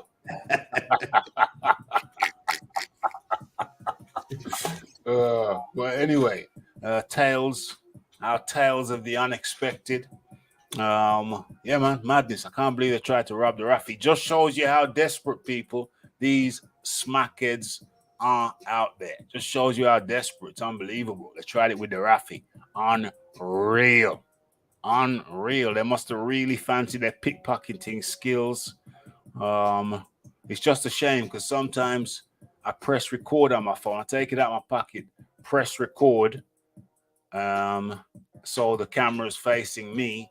So when I put it over my shoulder, if I had pressed record on that occasion, I would actually have the footage. Highly hilarious to see him take that comedy, that cartoon gulp. Highly hilarious. But anyway, Fight Doctor calls them Loma fans. Okay, so let's get into it. Where are we? We're talking Lawrence Okolie. Where is it? Where's Lawrence? Lawrence was there. We're talking Lawrence Okolie versus Chris Billam Smith. Who you got? The Iron Kong. Uh-oh. The Iron Kong's not there. The Leon Figures. Sorry, Rafi. Sorry. No. Carry on, Iron Kong. I didn't hear you. I had to step away from my desk for a second. What is it? What are you asking? Yeah, so it's the Lawrence Okolie versus Chris Billam Smith this Saturday. Yeah. Who you got? Rafi, I'm not gonna lie about. I mean, I don't want to see none of these two men fight for different reasons. Yeah. I know. Billam Smith, I have never seen this man in a fight where he look comfortable. Yeah. Where he look like, okay, it don't matter how high the opponent, how low the opponent, he always look like he at the very end of his rope. Life and death. Always looks life and death with him. And I hate it. Yeah, me too. Okolie, well, everybody issue with Lawrence Okolie. I don't know what Lawrence gonna do. I favor Okolie in the fight. Yeah. Because Okolie very well knows how to win a fight. Yes. He knows how to win a fight. He ain't know how to be crowd pleasing, but he know how to win that fight. For real. So I gotta pick Okolie. I used to say maybe boxer would prefer Billam Smith win the fight. Because at least he has a built-in fan base where he from, might be able to move around a bit more. But the money they spend on Lawrence Okolie, I don't feel like they could afford for Lawrence Okolie to lose simply because of the investment. Yeah. Billam Smith is a fight-to-fight basis. He ain't really sure what he into, because he might win and say, hey, Eddie, what go on? Yeah. You know what I mean? Yeah. You're never quite sure what he into. Lawrence Okolie is signed for a lot of money. Yeah. And I don't think boxer would want Lawrence to lose. But it's a damn shame. Lawrence Okolie have to travel. Yeah. To go to Billam Smith hometown. Yeah. To fight as the champion. Terrible thing. Well, that's his style. I mean, style is not just about winning, it's about how you win sometimes. You know what I'm saying? It's your style. I don't understand why a trainer would have a boxer train in a non-fan-friendly style. I think part of a trainer is not just to get his trainee to win. It's not just about that. It's also having an eye for the future, understanding that if your boxer has a fan-friendly style, has a little bit of flair, a little bit of showbiz about him with his style in the ring. First and foremost, effectiveness, yes. But if he's got a little bit of flair, nurture that. If he's got a bit of flair, if he's got a particular shot that he throws that looks kind of showbizy, is effective first and foremost, but kind of showbizy. Yeah. If he's a little bit of if he's got a little moments of showman in him, you know, a little moment here and there, a couple seconds here and there, it's got that in him, then that's good. That's showbiz. That's fan friendly. Or maybe it might antagonize the fans. But either way, at least it'll get your name mentioned. So I think there's lots of responsibilities of trainers. It's not just about, it's first and foremost is teaching your boxer how to box. But also, you know, you got to have an eye. You got to have an eye for the showbiz of the thing.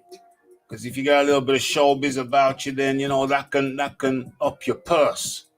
You know, how does it up your purse? Well, it gets people wanting to see you. If people want to see you, some of them people then become followers. That will buy your tickets, and they will follow you. And then if you get enough of them, they don't have to follow you anymore because you're fighting in your own hometown. Because you sell out, you sell out. You get a crowd, you've got a following. That bumps up your money. Your following gets bigger. People hear about you. Hey, he's got a good style and he wins. He's got a fan-friendly style and he wins. Sometimes he's a little bit stoic, but then he can turn it on. You know what I mean? A little bit of flair. But it seems like that has not happened with Okolie. And it can't happen with maybe it can't happen with everybody. Maybe it can't happen with everybody. But it definitely hasn't happened with Okolie. I know Shane tried with him. There was one fight, I can't remember. Was it the Glowacki? I can't remember which fight it was. Glowacki. It could have been Glowacki. It could have been Glowacki. Yeah, There's one fight where he actually looked good. There was one fight. There was one fight where he actually looked good. That was the Glowacki fight, and that was because Glowacki couldn't get in on him. Right. But as soon as you're able to get in and touch him, he reverts to type. He goes back to what he knows. Yeah. Goes back to what he knows, which is very unfortunate. I'm probably going to watch this fight. Probably. Which one is it? I think this one is. This is the Sky card. This is the Sky card. Might watch this one. What time?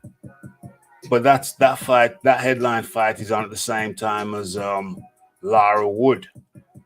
So Lara Wood's not going to go the full distance. So I'll probably watch Lara Wood and then switch over to Sky and watch the second half of Okolie Billam Smith. OMG. The Leon figures. I see a Okolie on points in a boring kind of fight. It's I don't think it will be a disaster. I don't think boxer, as much as Billam Smith has the following, and they could maybe earn some money if they had a world titleist, a world champion from Bournemouth.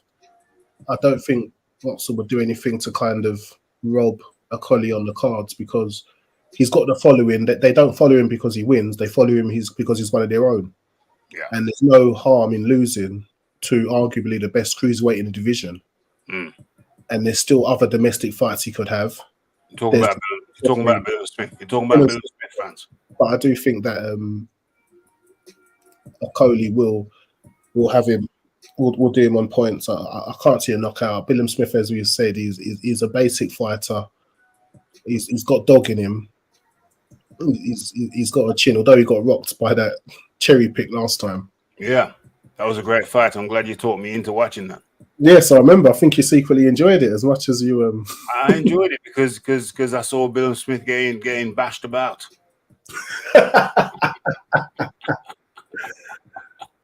It almost looked like he was going to get knocked out. It was looking a bit. That's why it was just farcical that he celebrated like he won a world title. Yeah, I enjoyed it tremendously.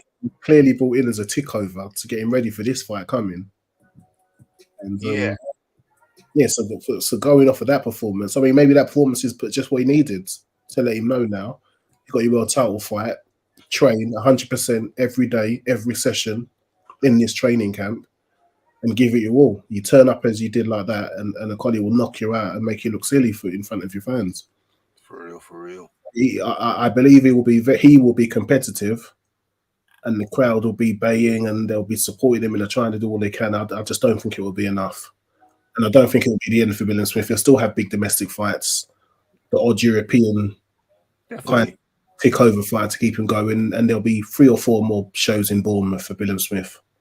Definitely. Billam Smith can carry on. Okolie, I know he's in a more precarious situation. I mean, if he loses, what's he saying in his contract? Mind you, he's not going to say we cut you loose if we lose, but Okolie needs to win. Okolie will win. Okolie's the bigger, better boxer. But I think this matchup. I'm going to be interested to watch this. I'm going to be interested. Billam Smith's going to be going after it. Lawrence Okolie has a lot to prove after the bad press he got for his last fight. There's a lot that both fighters are going to be looking to prove. So, Mr. Dawkins, what do you think will happen with the Sugar Hill effects? Because I can see why he went to Sugar Hill. With Sugar Hill, he's known for knockouts and exciting fighters. Do you think Sugar Hill, if Sugar Hill turns Okolie into an exciting fighter, I think the guy should get trainer of the year for that alone. That is some bloody feat. What do I think? I think that a positive difference to make Okolie a bit more pleasing on the eye. No. I think that Okolie, he showed that he knows what to do against Glowacki. Glowacki's a high-level fighter. He shows that he knows what's been told and what's been taught to him. But Okolie strikes me from a psychological standpoint as a very hard-headed fella. Very hard-headed. I think you can teach him stuff, but ultimately he's going to decide when he implements what you've taught him, if he does it or not. I think his happy place, his safe place, is just boxing safe. Punch and grab, hit and grab. I think that's his safe place. I think there's a part of his brain that says, if I just do what I know, I will be safe. And what he knows is hit and grab, all that stuff they're teaching him. I think he can absorb it, but I think it's difficult for him to just separate his pig-headedness, his P-I-G, pig-headedness. I know what I'm doing. See, he just seems like a pig-headed guy. Pig-headed. I know what I'm doing. If I do this, I'll be safe. What did you say the same about Fury? And Sugar Hill managed to adapt his style. Say that again. Well, didn't you say the same about Fury? Fury's not pig-headed like that. Fury's a student of the game. Remember, he did what Ben Davidson wanted him to do. He can follow instructions. Fury can follow instructions. He's nothing like Okolie. You think? I thought he was instructing Ben Davidson. I thought Ben Davidson was more like a fan than a trainer. Well, I mean, Ben Davidson's the one who got him down to a weight that he considered to be too light, that John Fury considered to be too light. Against who was it that he got cut? I think it was Otto Wallin. Was it Otto? No, Otto Wallin. Yeah, it could have been Otto Wallin. Yeah, I think Ben Davidson was in charge for that. And wasn't there a fight? Even the second, one of the wilder fights. You had Ben Davidson in there, and you had Freddie Roach in there. That And, was a follow-up with Freddie Roach in there because Freddie Roach said if he was in charge, he would have told Tyson to go for the knockout. Yeah. Ben was instructing Tyson to just box. Yes. And Ben and Tyson Tyson responded to instruction. So Tyson can follow instruction. Tyson can follow game plan. Lawrence Okolie can't. Remember, Tyson's trained with a lot of people. He's a student of the game. Yeah, but I mean, Ben Davidson's plan made the most sense when you think about it. You win with a big hitter. Well, I mean, that's not the point, though. The point is who can and will follow game plan. And that ain't Lawrence Okolie. What I'm saying is that I'm giving you a demonstration. I'm giving you an example of Tyson Fury following a game plan. Even if the game plan is questionable, Tyson Fury followed it. So what I'm doing is drawing a distinction between Tyson Fury's mindset and Okolie's mindset. Okolie's just pig-headed. No. Tyson Fury will listen. Sorry, Raf, my bad. Carry on. No, I was saying there is something to be said about knowing when to switch to safe mode to get the W. Yes. But that can't be your default where, like for instance, if you realize, okay, this person is faster than me, I might be more skilled. So what I'm gonna do, I'm going to get the W. I'm gonna have to stink it out, punch, grab, and get the W and get out of here. Mm-hmm. Rather than it's because the guy is just a little bit tough. Like even with the guy Light, who he just fought, that guy was not doing nothing special, and Lawrence Okolie went into punch, grab mode for no reason. Yes. Like, it's not that the guy was outclassing him and he said, okay, well, I'm going to have to start roughing you up. No problem. I'm just rough you up, grab you up, wrestle you, and win the fight and get out of here. There's room for all of that in boxing, Rafi. Yeah. That is a legitimate boxing technique. Mm-hmm. However, that can't be your go-to technique all the time. All I'm saying with Lawrence Okolie is that you got to allow yourself to fight, box, fight you. But the problem is that he does a poor man's Wilder style, where it's a wide stance, and it's just like a feather jab, not a real jab, just setting up the big right hand. And the big right hand is not working, then he doesn't know what to do otherwise. So he just goes with the punch, grab, even if he's not losing the fight. Exactly. And that's a problem. It's a big problem. It's a big problem, Leon Figures. It's a big problem, Leon. I think Leon Figures is gone for 5 guys, No, I'm still here. It's yeah, I can't disagree with what you're saying. I've never really thought of him as I can't say, I've watched many of his fights. Yeah. But yeah, I've never really seen him as pig-headed. It's an interesting insight. No, when I say pig-headed, P-I-G. Yeah, pig-headed, pig. Yeah, yeah, pig-headed. His own instructions. Yeah, stubborn like a mule. Taking all the instructions, probably demonstrating in training, then goes out fight night and does something the opposite. In fact, hold on a second. There was a boxer. I'm trying to think. It could have been Okolie, where the trainer he came back to the corner. The trainer complimented him on what he was doing, and then when he went out the next round, he started doing something totally different. It could have been Okolie, because I commented on it, I laughed at it, and it probably was Okolie. I thought that is bloody typical. It was. I think it was his last fight with David Light. Shane McGuigan complimented him. I think it was the second round. He had a good second round. Shane McGuigan complimented him on what he was doing. Can't remember what it was. And then he went out the third round and stopped doing it. That's Lawrence Okolie for you. he probably, in his pig-headed state, he thought, okay, well, that works. I'll come back to that later. Let me give you an example. When he fought the Polish guy Sislak, Right.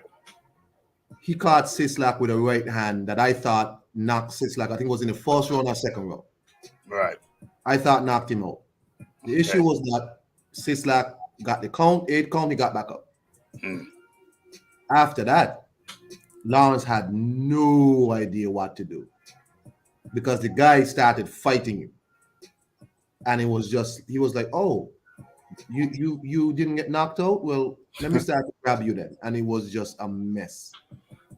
And I think that was the fight that, in my opinion, really broke up the relationship with him and Eddie, because I think that was a special fight on a Sunday. They were trying to do something on a Sunday. Yeah. And I remember that was the fight where Anthony Joshua and Israel Adesanya walked him out. And I remember watching the fight and thinking, it sounds like Lawrence Okolie is boxing in Warsaw, Poland. Sound like he boxing in Krakow. Like he sound like this don't sound like London. This don't sound like Lawrence Okolie's hometown. Polish community in London, and they support their own. I got you. Very vocal. But they will buy tickets, whereas I can't imagine many people beyond Okolie's family going to buy tickets to watch. Right. What a terrible thing. Terrible. That's down to fight style. That's down to Lawrence Okolie's pig-headedness. And I mean, is he going to learn? Is he going to learn now? I can see him saying to himself, well, listen. He loses while he's winning. You just get more pig-headed, don't you? If you're pig-headed, that's exactly it. Because I can imagine him saying to himself, "Well, I got to be world champion using this style. So come worst, come to the worst. I've always got this style. To revert to." Now, with his pig-headedness, I can see it. But at some point, the penny's it's going to have to drop. But hey, listen, if you haven't got a fan-friendly style, you're gonna have problems. Even as a champion. I mean, he has the opposite of a fan-friendly style. That could have what led to his move for tax reasons. He probably thought, well, I'm not going to get many big paydays. Right. So the ones I get, I don't want a UK taxman taking 50%. Right. I better disappear to Dubai or wherever he's gone. Yeah. and favorable tax rates and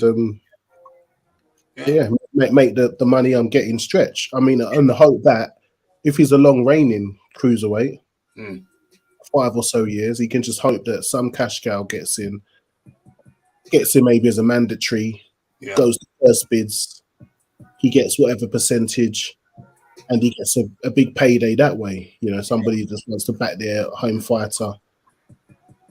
He could luck out that way. For real. But he's definitely, I think he's very sensible to, I don't know if you caught it.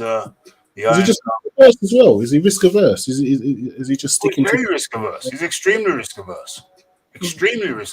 Just why I think, well, I'm not going to tell you. I'll take risks when I have to. If it comes to a rematch, if I lose, to a rematch, I need to get my belts back. Maybe then I'll take a risk. He's just like, safety first. Yeah, that's how he stays. Extremely risk averse. But yet not scared in training. He's not scared to mix it up with the heavyweights. He likes hard sparring, but he has a fan unfriendly style. And is the penny going to drop? I think he knows mentally that his style, if he wants to get paid, if he wants to be one of the big boys, if he wants to get them big checks, I know that he's a man who sensibly keeps an eye on his money. I know he doesn't have extravagant money draining habits, like all up in the club, whatever. I know he's sensible with his money, and that's good. Sensible with his money, He wants every penny to count. He's gone over to. He's staying abroad for what I'm alleging. Well, alleged for tax reasons. Allegedly, he hasn't stated that, but whatever. Rafi got some intel, allegedly. So yeah, I salute him for looking after his money and making smart financial choices. I salute him for that. But listen, it behoves him. It behoves him to start taking in the teachings he's receiving, first from Shane Wigan and now from Sugar Hill Stewart. And I think he's shown that he wants to do that. He wants to have a more fan-friendly style. But can his pig-headedness, will his pig-headedness thwart him? Will it thwart him? Iron Kong says, I'll be back. No problem, Iron Kong. Will it thwart him? Aaron Daly says he's not extravagant. Have you seen him popping bottles in the club and the jewelry he buys? Post it all on Instagram. Hey, that could all be true. I haven't seen him pop in the bottles and all that stuff. But I would counter that. Did he buy those bottles? Has he bought those jewelry? Is it rented? Is it for hire? Is it just for the video? All up in the video? You know what I mean? Was known for that, wasn't he? He was always seen in the club, but he doesn't drink. And he said he was to be there. Him being there brought people into the club. He said, I was getting paid. People thought I was there living this lifestyle. It was just another stream of income to me. That's what I think. I mean, if my intel is correct, then he ain't all up in the club popping bottles that he paid for. He ain't buying that jewelry. Well, according to my sources, that's he's very sensible with his money. So if you see him in the club, all up in the club popping bottles, if you see him in the jewelers, all up in the jewelers buying jewelry, then is that really his money? Is he really buying it? I mean, the Rafi used to buy and sell jewelry. You know what I'm saying? I buy it at rock bottom prices and I'd sell it at a markup. Occasionally, the Rafi would keep a piece or two, for himself. But then understand, I bought it. It wasn't new. A, it wasn't new. B, it was at rock bottom prices. Now, everything legal, all receipts, but I bought it through legitimate sources, rock bottom prices, and sold it at a markup. So if you ever saw me or see me with jewelry, understand I didn't pay for it what you would have to pay for it. You know what I mean? That's a sensible way to do it. You can buy anything you want, however extravagant it looks, so long as you can get your money back for it. And then a bit on top. You can buy anything you want. Any piece of jewelry. Shouldn't be new. Shouldn't be new because then you're not going to get your money back. Because it's already marked up. But you buy it used jewelry. Question for Mr. Dawkins: Was you buying them from these Midland smackheads that were looking to make a quick buck?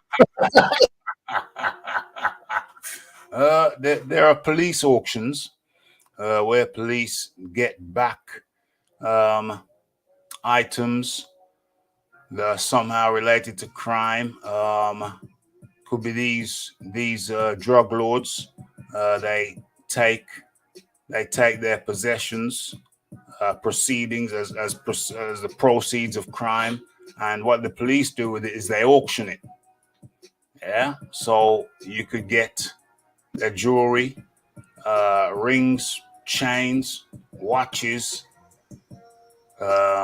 bracelets, and even cars, whatever they have.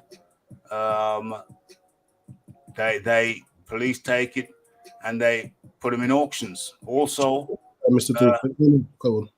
Also, burglaries, stuff they've got from burglaries. A criminal who's known as a burglar, he's got certain items, but he can't tell the police which exactly which premises he got them from, so they can't return to the owners. They go in the auction as well.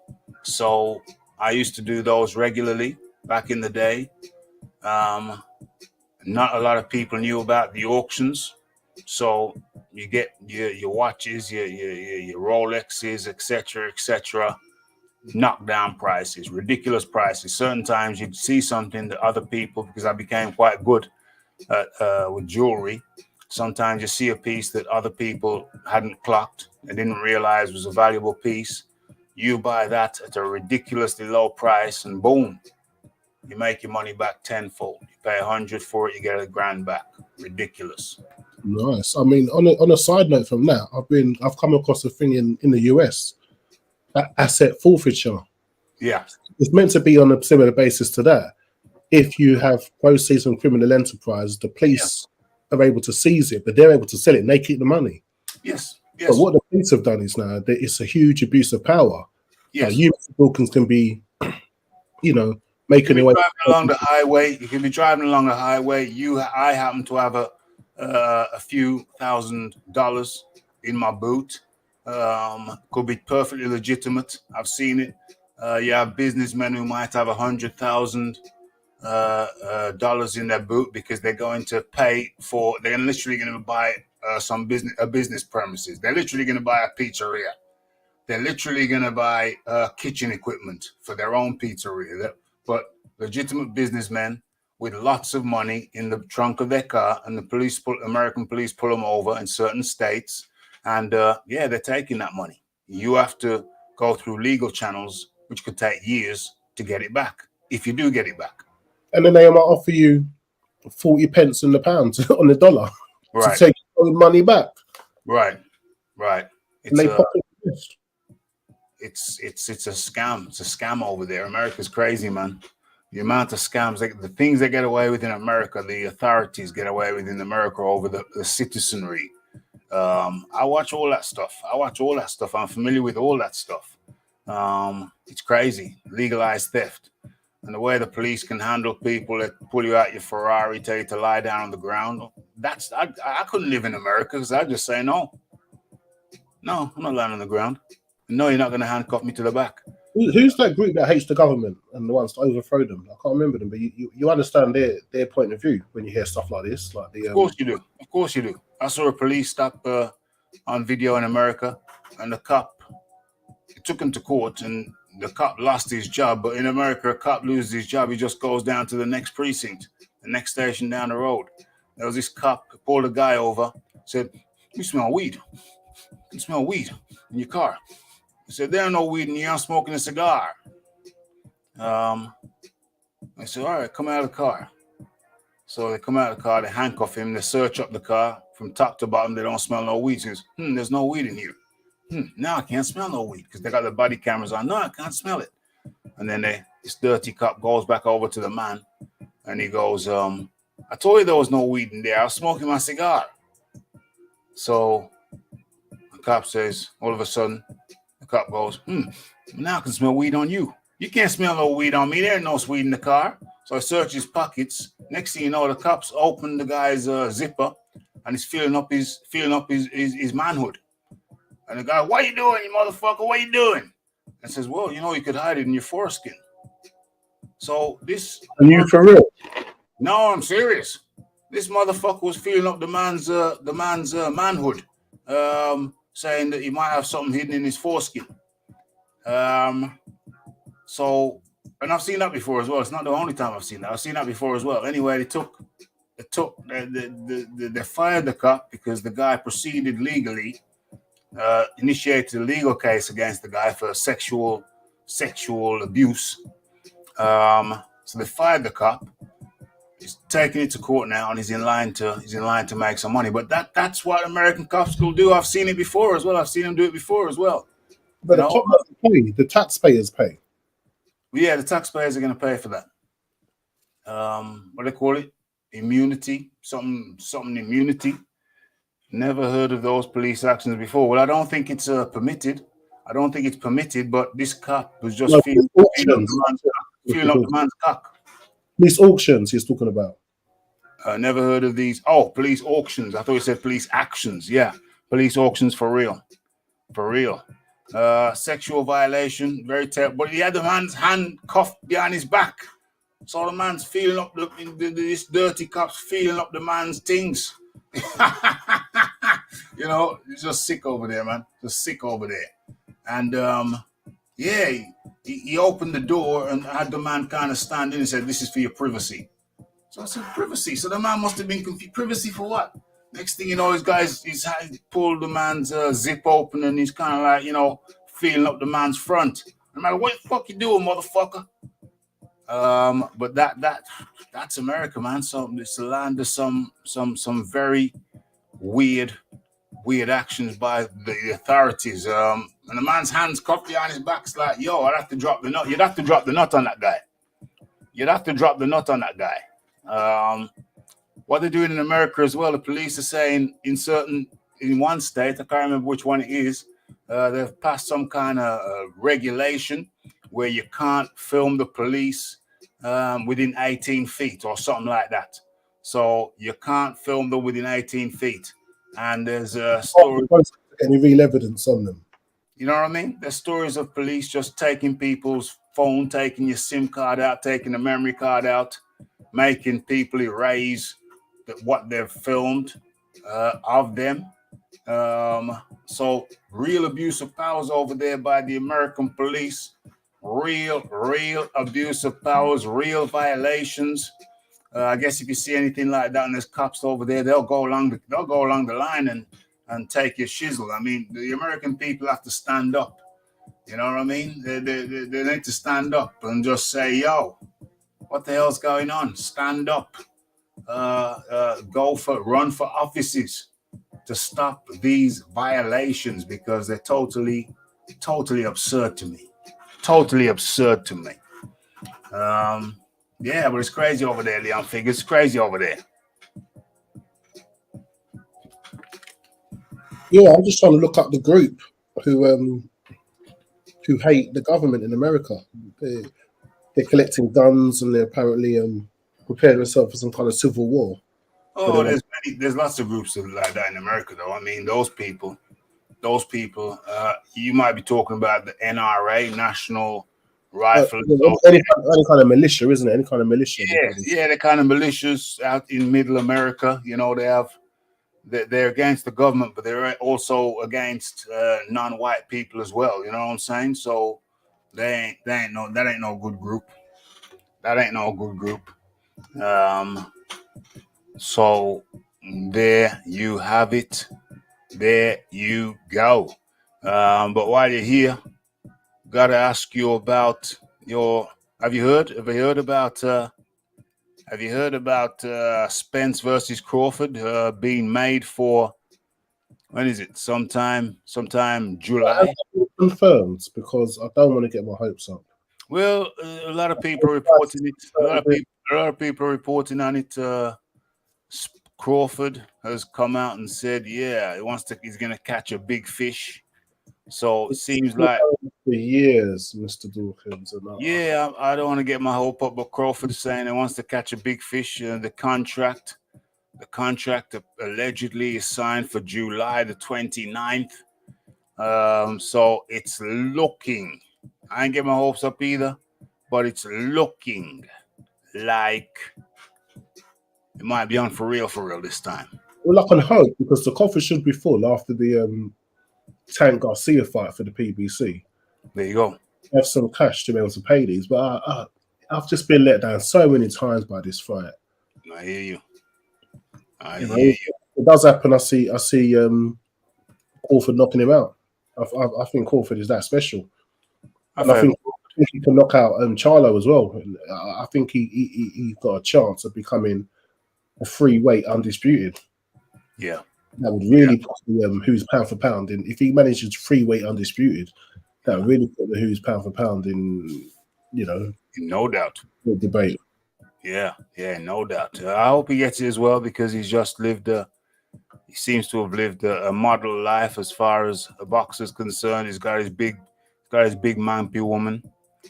I do quite I do quite like his sister, Letty Crawford. Oh yes, I do as well. I hit her up on Twitter. I hit her up on Twitter. You know. I slid in those DMs with a compliment or two. Yeah. Yes, I was all up in the DMs. Well, no, I wasn't in the DMs, but I did follow her. You know, and I've made the odd slightly provocative comment from time to time. What's going on here? We're coming towards the end of the show. We've already done, what is it? 2 minutes, 2 hours, 20 minutes. And I really do think we've done enough. We've done enough. Did you talk about Lara Woods? Lara Woods is this weekend. Yeah, I'm looking forward to that. It's as Thierry Henry said, I only have to get it right once. Yeah. Every single battle, and that's what Wood is looking at. He needs to get it right every single time. Yeah. Lara's got enough to hurt him. Yeah. And he has to box the perfect fight. I was listening to what you said. I didn't think it was Ben Davison's arrogance. I thought it was more Eddie Hearn offering them a bigger purse for that fight. I think Eddie Hearn offered him more money because he don't matter though. It don't matter though, because if it's a worse fight for him, then it don't matter what the money is. The money is in taking a fight where you're confident you can beat the other guy, and they didn't have to take this fight. This is a far more difficult fight than the Warrington fight. At them stages, they'll take the more dangerous fight for more money because you start to count your paydays down, don't you? That don't make no sense though, because if you take the more dangerous fight for the dangerous money, you lose your belt. Then you've lost money in the long term. You've made more money short term, and you've lost more money long term. It don't make no sense. No, but it's at the end. You know, we're talking about Okolie holding on to his belts, hoping for a big payday somewhere. Yeah. But Lee's at the end. He might have 3-4 fights left in him. Yeah. You know, he got paid nasty for this one. He's got a rematch here. If he loses, the Warrington fight is still there. They both lost to Lara. Yeah. I just think, you know, when you come to the end of your career, you need a property at the end that's all paid for to go and live in once you're finished. And the Lara fight would have still been there though after he beat Warrington. I don't get it, and it looks better on your record that you held on to the title longer. It was an unnecessary risk. I mean, Hearn likes to offer those, doesn't he? Because he knows Lara is box office. Everyone's going to be at the edge of their seat, knowing this guy can shut this show down. And I think Eddie Hearn knows this, and that's why Eddie Hearn loves him on his own. He throws his fighters into the bear pit and sees who comes out alive, and he doesn't care because he knows it makes great viewing. Well, yeah, I think I understand your point. It's a valid point. Me, if I'm managing Wood, I'd say take the easiest fight you can get. You're up there now. Take the easiest fight you can get, beat him. You know. Hang on a minute. But don't you crucify Tyson Fury for doing the same thing? Yeah, because Tyson Fury does it to excess. Does it too much. With this situation, Wood, nobody would have frowned at Wood for taking on Warrington. No one. Take that fight, beat him, and then the Lara's fight's still there. It's still there. Maybe you could fight Warrington and take a few wrinkles and with an eye to beat him. Yes, but maybe if you've done a fight study on Lara, you might say, well, these are the things we need to do to beat Lara. But interestingly, there's a few elements of those things that we can use to beat Warrington. So we've got a strategy for Warrington, but a few of these elements will work on Lara too. Boom. You fight Warrington, beat him. You've already half been training for Lara. You've got a few elements add on the other elements you need or style you're going to adopt. And, just type it step by step, man. No big, you climb a ladder step by step, wrong by wrong. It's a valid point that you make. Is at the end, come to the end of his career, 33, so take the money. Take the money. I hear that. It's valid, but I've learned from Tyson Fury. I've learned. Take an easier fight. You don't have to take hard fight after hard fight after hard fight after hard fight. I mean, Warrington is not an easy fight, but it's easier than Lara. I mean, you look at Joshua's career where he's been taking these consistently high-ranking opponents. What does Fury do? He'll take a high-ranking one and then take two low-ranking ones. I've learned from that. I've seen the value of having of not going hammer and tongue every single fight. It depends what your end game is. If Joshua's end game is to get as much money as possible, he's done that. If your end game is not to lose, Fury's done that. Well, Fury's not. The end game has been not to lose, and he's also struck it rich too. Well, so he's done it the easy way. But has he though? Because he's started talking as if he's now the cash cow, and you're saying, "Come and get that Fury money." And when Andy Ruiz comes and says, "Okay, I'll have that Fury money," same way Joshua had money, I'll have whatever Andy Ruiz asked for. Yeah. And Fury saying you're not getting any of that. So you either have the money, Fury, or you don't. If you start talking as if you're bigger than Joshua, and Joshua paid his fighters. His undercard fighters didn't get much, but he's the people that stepped in the ring with him, they got paid handsomely. So it's I don't think Fury has actually. You don't think Fury's what? Got anywhere near the amount of money that he could have got if he had taken on more dangerous fights. And look, he's taken on less dangerous fights and still ended up very, very wealthy. That's bloody well good enough. That's the safe way. He's done it the safe way. And he hasn't lost either. Defending Tyson, and you're the one normally gunning, and it's gone. I like this. Now he's got a stage where you're defending Tyson's tactics, and I'm the one saying it's wrong. Well, no, I mean it depends on the question. What the question is? The question in this instance is, do you just consistently take the hardest fights? And I'm saying no, you do not. No, you do not. And I'm saying that Tyson Fury, in some regards, even though it hasn't been in the public interest, it has been in his own interest. He has boxed very, very clever. So I sent you that note about he could be fighting. Is it Dempsey McKean, the Australian? Yeah, I haven't seen that note, but yeah. I was like, only Fury can get away with this. Like, yeah. I mean, if he does it, I think he'll be a laughing stock.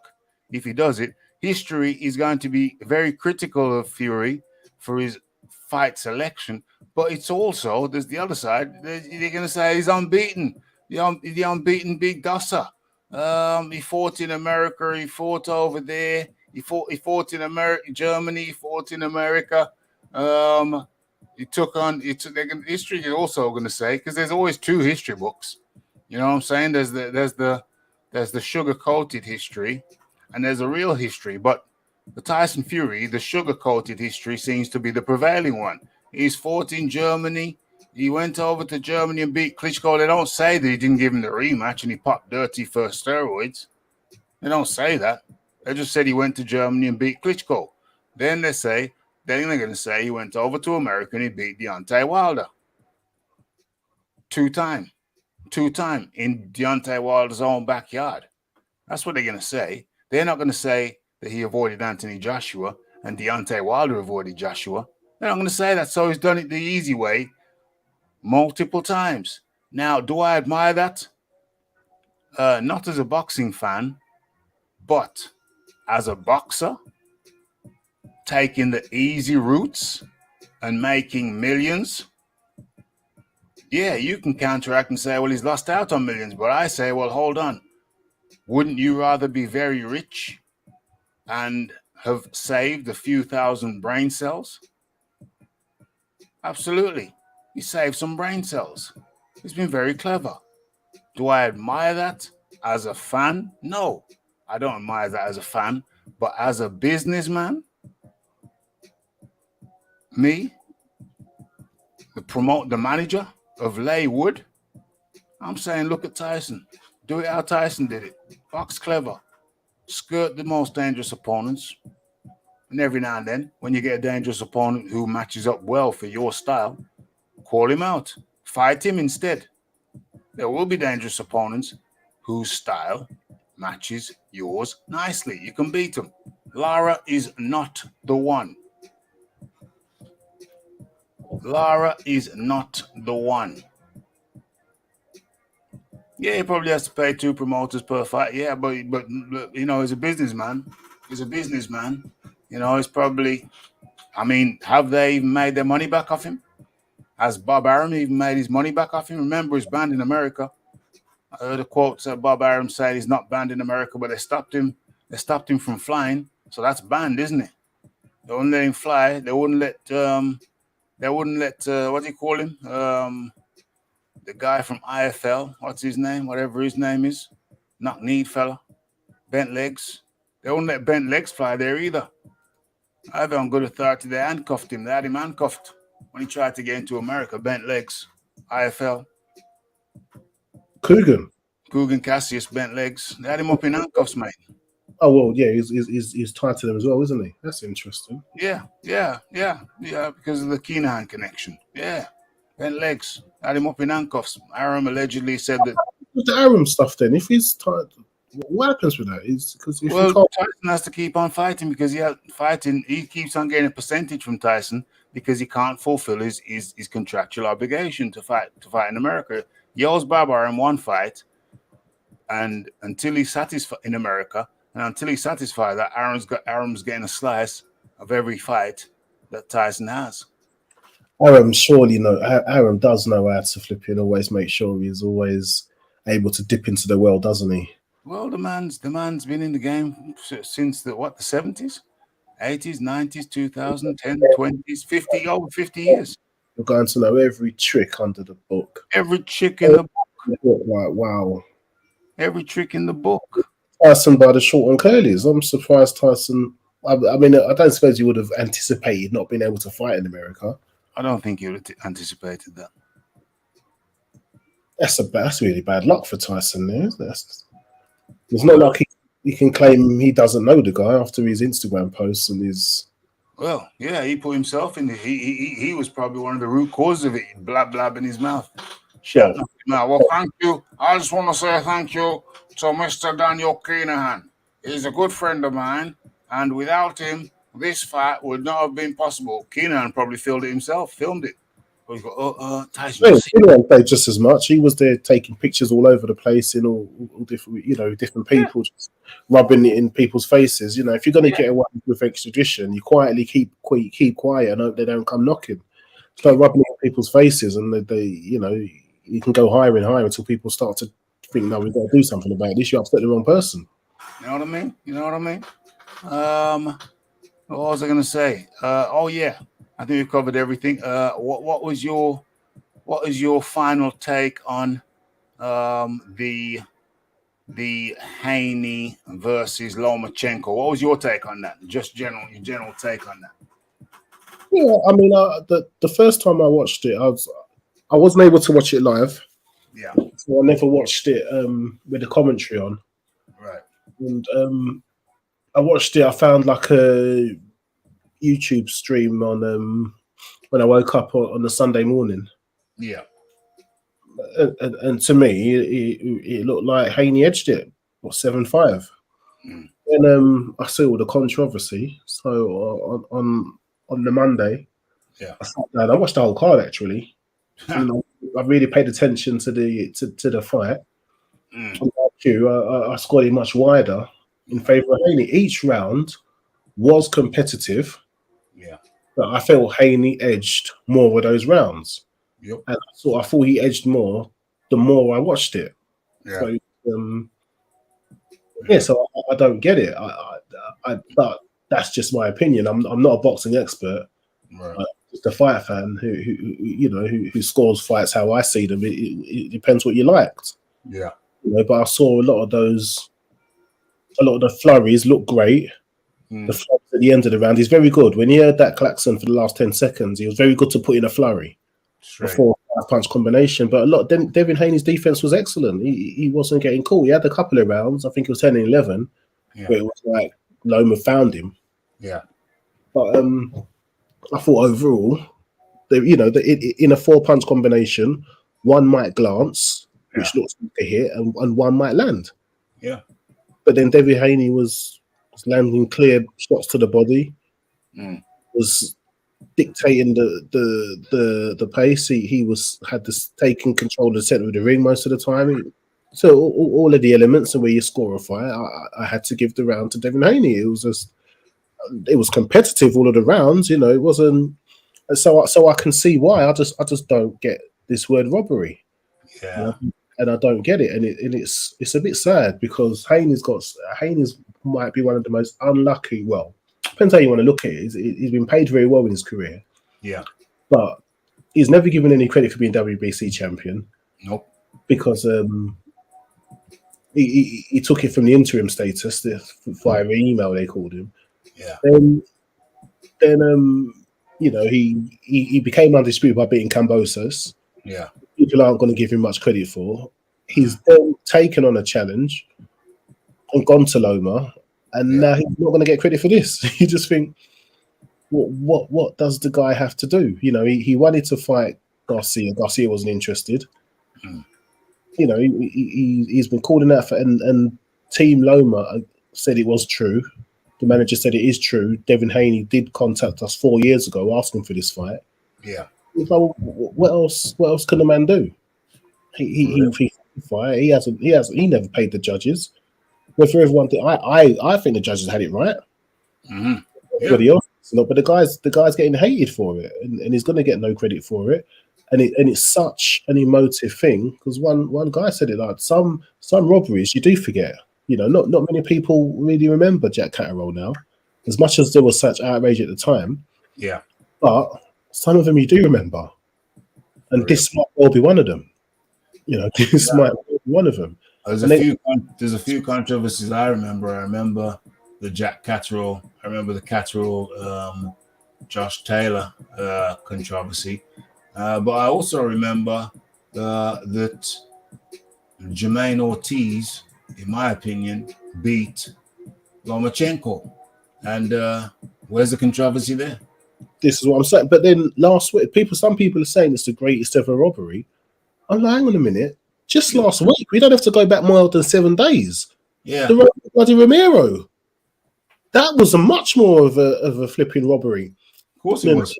Than the other guy was winning. That's what I mean. That's throwing punches and the referee jumps in and stops it. It's like, that's a robbery. That's a robbery. And call this the greatest ever robbery. It's gone too emotive, and then some YouTube commentators are facing backlash, and it's all becoming about race now, and it's getting away from just scoring a fight, and it's like you can't. It's turning horrible, and it's just a shame for Devin Haney because it was a great fight, it was a great win. It's emotive. Does he run it back? I don't think he needs to.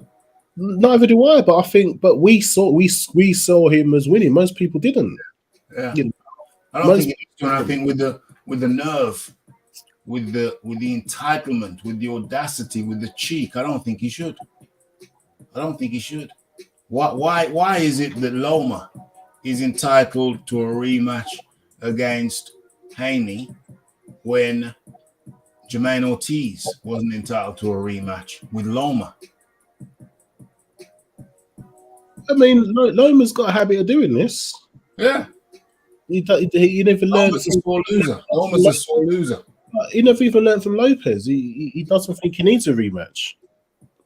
And it's he said before this fight he doesn't feel he's ever lost. I mean, look, as a fighter, sometimes I find fighters, you've got to have it's the psychology of a fighter. Going in the ring and fighting somebody. It's if that sometimes you have to tell yourself certain things to do it. To achieve success in combat sports, you have to tell yourself things. So I'm not going to, the delusion is part of your success. I do think that. Yeah, I agree. I think that. So I won't hold that too much against a fighter. Yeah. His hands and stuff, figuring out, you're like, come on. But a fighter himself, sometimes you need to tell yourself those things to get in the ring and do damage to somebody else. So let me ask you this. What was worse, Haney's push on Loma, or a Loma fan, hitting Haney's father in the head with a bottle and drawing blood? Did that happen to Bill Haney? Yeah. Yeah, that's definitely worse. But then at the same time, this is why that is the danger with doing those things, what Devin Haney did. Because people are emotive, you start shoving. It encourages people that are in an arena watching fighting, drinking beers, watching better men in the room get physical, drinking a few beers, thinking, I'm going to prove myself. Yeah. And cowardly, throw in a bottle at somebody's dad because you're right. Do you get what I mean? It's like, for real. But then that's kind of that's the danger of these things when you bring it to that level. As much as throwing tables and shoving and all these things happen, but then it was so much outrage again. But Josh Taylor, he shove everybody at every weigh-in, because I think they say, I just think it's Josh Taylor. He struggles so much to get to the weight. By the time he gets down there, he's starving himself. He's just so angry. Yeah. But he's always shoving people at weigh-ins, and no one says anything. But there's a big outrage when Devin Haney does it. But this is what I'm saying. Yeah. There's a big outrage with whatever Devin Haney does, and nothing he does successfully in the ring gets any credit. And everything he does that isn't well gets highlighted, and I just don't get why Devin Haney's hated. I don't know if it's because on Instagram he's flashy, always flashing dollars about it. He's like he's modeled his Instagram on Mayweather, and I don't know if that just rubs people up the wrong way. Because he's, as much as he's, I remember he came to London and he was on Good Morning Television. Yeah. Norman said to him, we saw you on Instagram flashing money. He's like, well, I'm on holiday, I'm shopping. He just, do you get what I mean? He's like, well, don't you go shopping on holiday? And he's like, I'm a millionaire, I spend a lot of money, but it's still holiday money. Like the same way you're going on holiday and you'll spend money. I'm sure you'll spend more, you're highly paid TV personality. You'll spend more money than the average person on holiday. For real. I'm just showing it in different ways. I'm just shopping. And in the way he broke it down, he was just, but it just winds people up. People just do not like it. Yeah, it seems that way. I'm just looking for a picture of Haney's father with his cut head. There it is. But then even Bill Haney, he's very antagonizing himself, and it seems to happen a lot with fighters' dads. You think John Fury, Bill Haney, Teodoro Pete Lopez Sr. Yeah, they all seem to have that kind of. You see the cut? Yes, I can see it. Yeah. Yeah.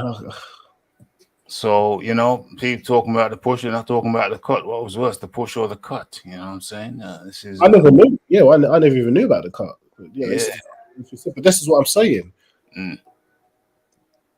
There's more reporting on the negative about Devin Haney, and a lot more dilution of the positive things about him. And it's just, I just don't know who Devin Haney's upset. I don't know who I don't know what he's done. Well, he calls out as a fighter, as a fight fan. He calls out he's not one of the boys in the hood. Yeah, but he calls out the fighters. He chases the fights. They don't fight him. He gets the belts. The Yeah. normal thing to do is, well, I don't need to fight him. He never gave me a chance. He gave the guy a chance for undisputed. Who had to? He didn't have to do that. Well, he's not a boy in the hood. He's not one of the boys in the hood. So he's not street enough for the cabbage, the Javonta Davis lovers. He's not street enough for them. So he's not black enough for the ghetto. He's not white enough for the suburbs. So he's kind of in a funny position. He's kind of in a funny position. He ain't ghetto enough. He's not urban enough. It's like, try to pigeonhole people, and he doesn't quite fit in any of the. He doesn't quite fit in any of the conventional pigeonholes. But that's even amongst the casual, getting a casual following. We're trying to find this pigeonhole but even amongst boxing fans, hardcores. Yeah. For hardcores, for me, I've said it multiple times. It's like he's not scintillating enough for me. This is probably his most scintillating performance, where there were wrinkles shown, where he used a different style, where he was actually doing a lot of fighting on the inside. Because if you're doing body shots, you're fighting on the inside. So I enjoyed his performance in this fight, probably more so than maybe any other fight, because it was a dog fight. The other guy was running away a lot of the times, but he was getting up close and personal with sinking in them body shots, which have been highly undervalued. See, but this is what he's trying to do. He tried to do something different. He tried to show a different element to his game, and that's disappeared. That hasn't been analysed in all of this robbery talk. No, he underappreciated.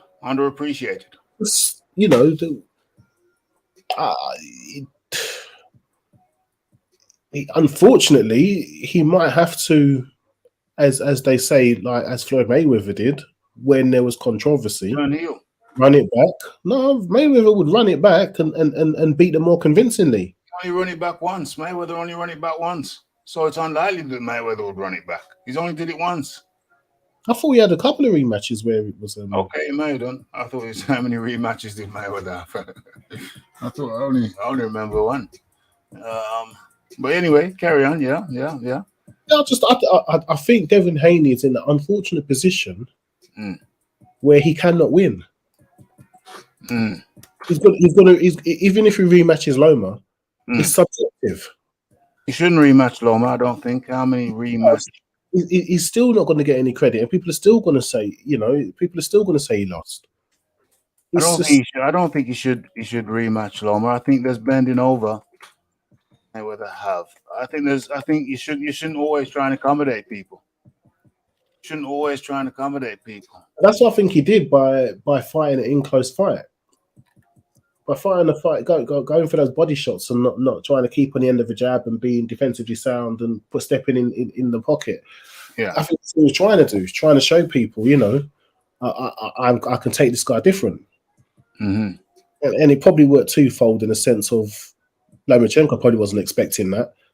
So yeah, he probably had a training camp for that. He's probably a bit of a masterstroke, but we're not able to discuss this. Or this is the first time I've had a chance to discuss this because everybody's been talking about the scores and the judging, and whether it's a robbery or not. It's just a real shame. For real. I don't think he needs to accommodate. Loma in a rematch. I think sometimes you just got to say, maybe take a fight and then have a rematch in his next fight if he wants to. But Floyd Mayweather did have two rematches. One with Marcus Medina and the other with Jose Luis Castillo. That's the one I remembered. But yeah, he did have two rematches. Yes. So what's going on here? Okay. So his father got hit with a bottle. Nobody's talking about that. People talk about a shove, but not his father getting hit with a bottle. There was no controversy as far as I'm concerned with the scoring. People got emotional about it. and then were too prideful, too egotistical, too pig-headed, much like Lawrence Okolie, to admit when they were wrong. Because surely, firstly, I think a lot of people who said it was a robbery, they hadn't marked, they didn't have a scorecard. That's one. And two, they didn't have a scorecard, A. And then B, they were too prideful to say, well, listen, I've watched it back and my original assessment was born out of emotion. Because that's the truth. I don't know though, because people that think Haney won is in the clear minority. And you're seeing people that clearly know boxing.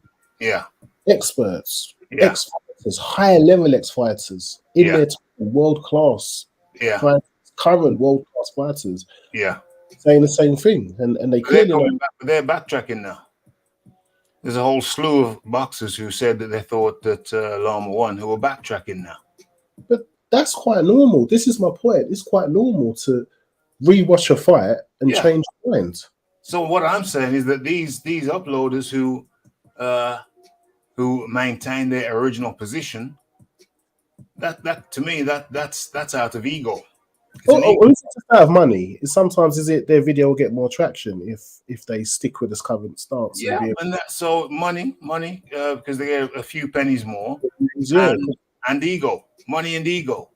And disingenuous. Yeah, you're right. Some of them are probably being disingenuous because they could have made an original mistake born out of emotion, and I was wrong, born out of emotion, because I thought I had a preconceived idea that Lomachenko was better than Haney as a boxer, and therefore he was going to beat Haney as a boxer. So I viewed the fight when I first watched it through slanted eyes, biased eyes. It was biased towards Loma. But once I had a draw. Once there was all this controversy, I thought, I'm going to have to watch this fight again. I did, and I watched it on the Monday before the show, and it was a whole different ball game. So the same way I rewatched it is the same way they can rewatch it, but either for money, like you say, because they can keep on with a narrative, and so either for money, or money's one angle. Another angle is just ego, where somebody knows they've made a mistake, they've watched it again, they realize they've made a mistake, but they won't come out and admit that they made a mistake out of ego. I mean, I also think I think that Loma's a better fighter. I think he's at the end of a career in the highest weight he can reach. And Haney is in the prime of his career, and the lowest weight he can reach is just a lot bigger than the guy. That doesn't mean that Devin Haney doesn't have skills. I just don't think he has the skills of Lomachenko. I do think Lomachenko had the skills of Lomachenko, but he had the skills to beat Lomachenko, and he did beat him. Because and that's my point. I do think he did beat him. I'm agreeing with you. I do think Lomachenko is the better fighter, but Haney being bigger, better boxer. But Haney being the bigger and younger was able to impose himself on him, and he did it in a way I didn't expect him to. Yeah, and he's not getting the credit for it. And it's just a shame. I'm all up for a lively debate. If the guy's a better boxer, it doesn't mean he's going to win against a lesser boxer. Because if the lesser boxer implements the appropriate strategy to beat the better boxer, then the lesser skilled man can still win. And the lesser skilled man is still very skillful. Yes. I mean, one good thing is it's got a lot of people talking about boxing. Yeah.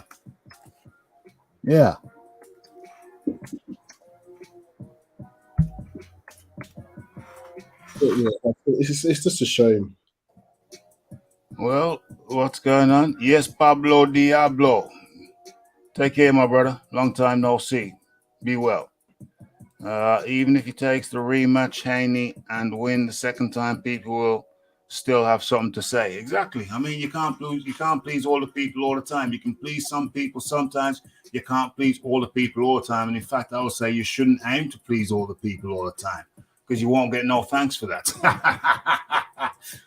You got to do what's right for you sometimes. You can bend over backwards trying to please people, and they won't They won't show no appreciation. So, you know, you try to do right, they don't appreciate it, then do you. You try to do right, they don't appreciate it, then do you. You know what? We could be here all night, but the Rafi gotta get his hot cocoa and retire to the private wing of Dawkins Towers, because we've reached the witching hour. We've reached the midnight hour. I'm gonna wait till the midnight hour. 10 past the midnight hour here in Middle Earth. Leon Figures is down south.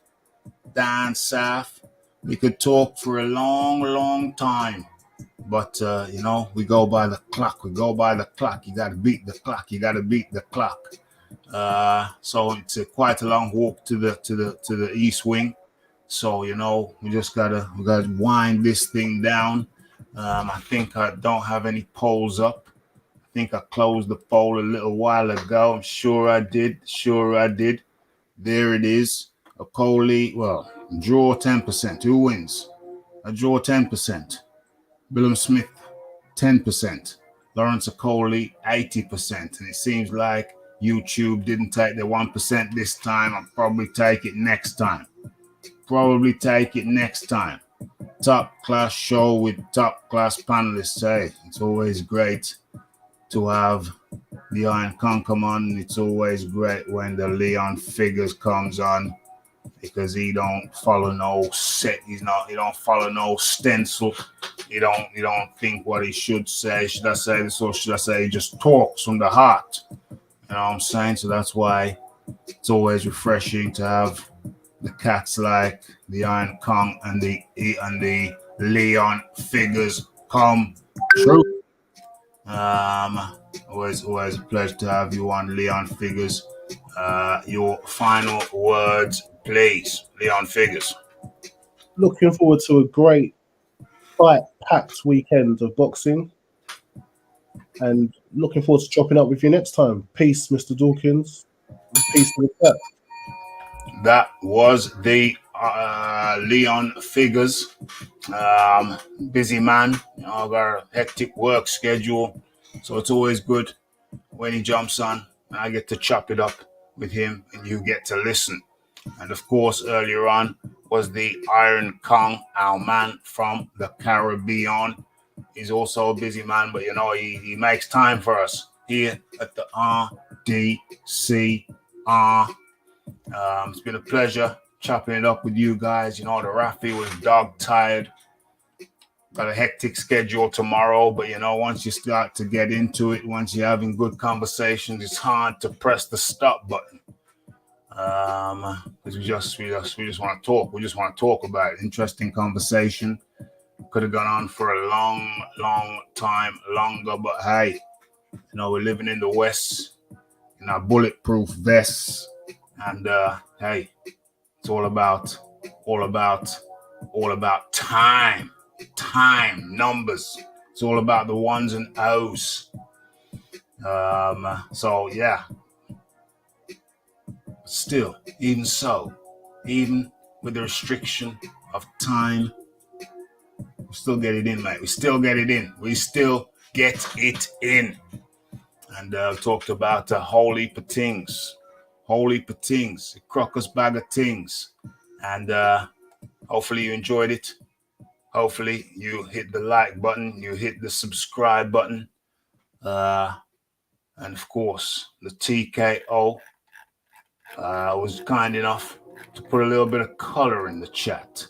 Let's put a little bit of color in the chat. We're going to have more color in the chat because we're going to start the membership program, which is long overdue. That's a pound a week. You know what I mean? Something like that. Rat-tat-tat-tat. Okay? So some people say that Rafi's outros are longer than some other people's videos. But listen, it's been great talk, great edifying talk, and I'm glad you were here to contribute in the chat. But right about now, we got to cut this thing. It's the Raphael Dawkins, it's the Combat Radio, it's the like, it's the subscribe, it's the comments, it's the shares. and it is hitting the icon in order to stay updated with news and notifications. And don't forget about the live show. Don't forget to follow me on Twitter. Mr. Raphael Dawkins, Combat Radio. And we are out. Blessed.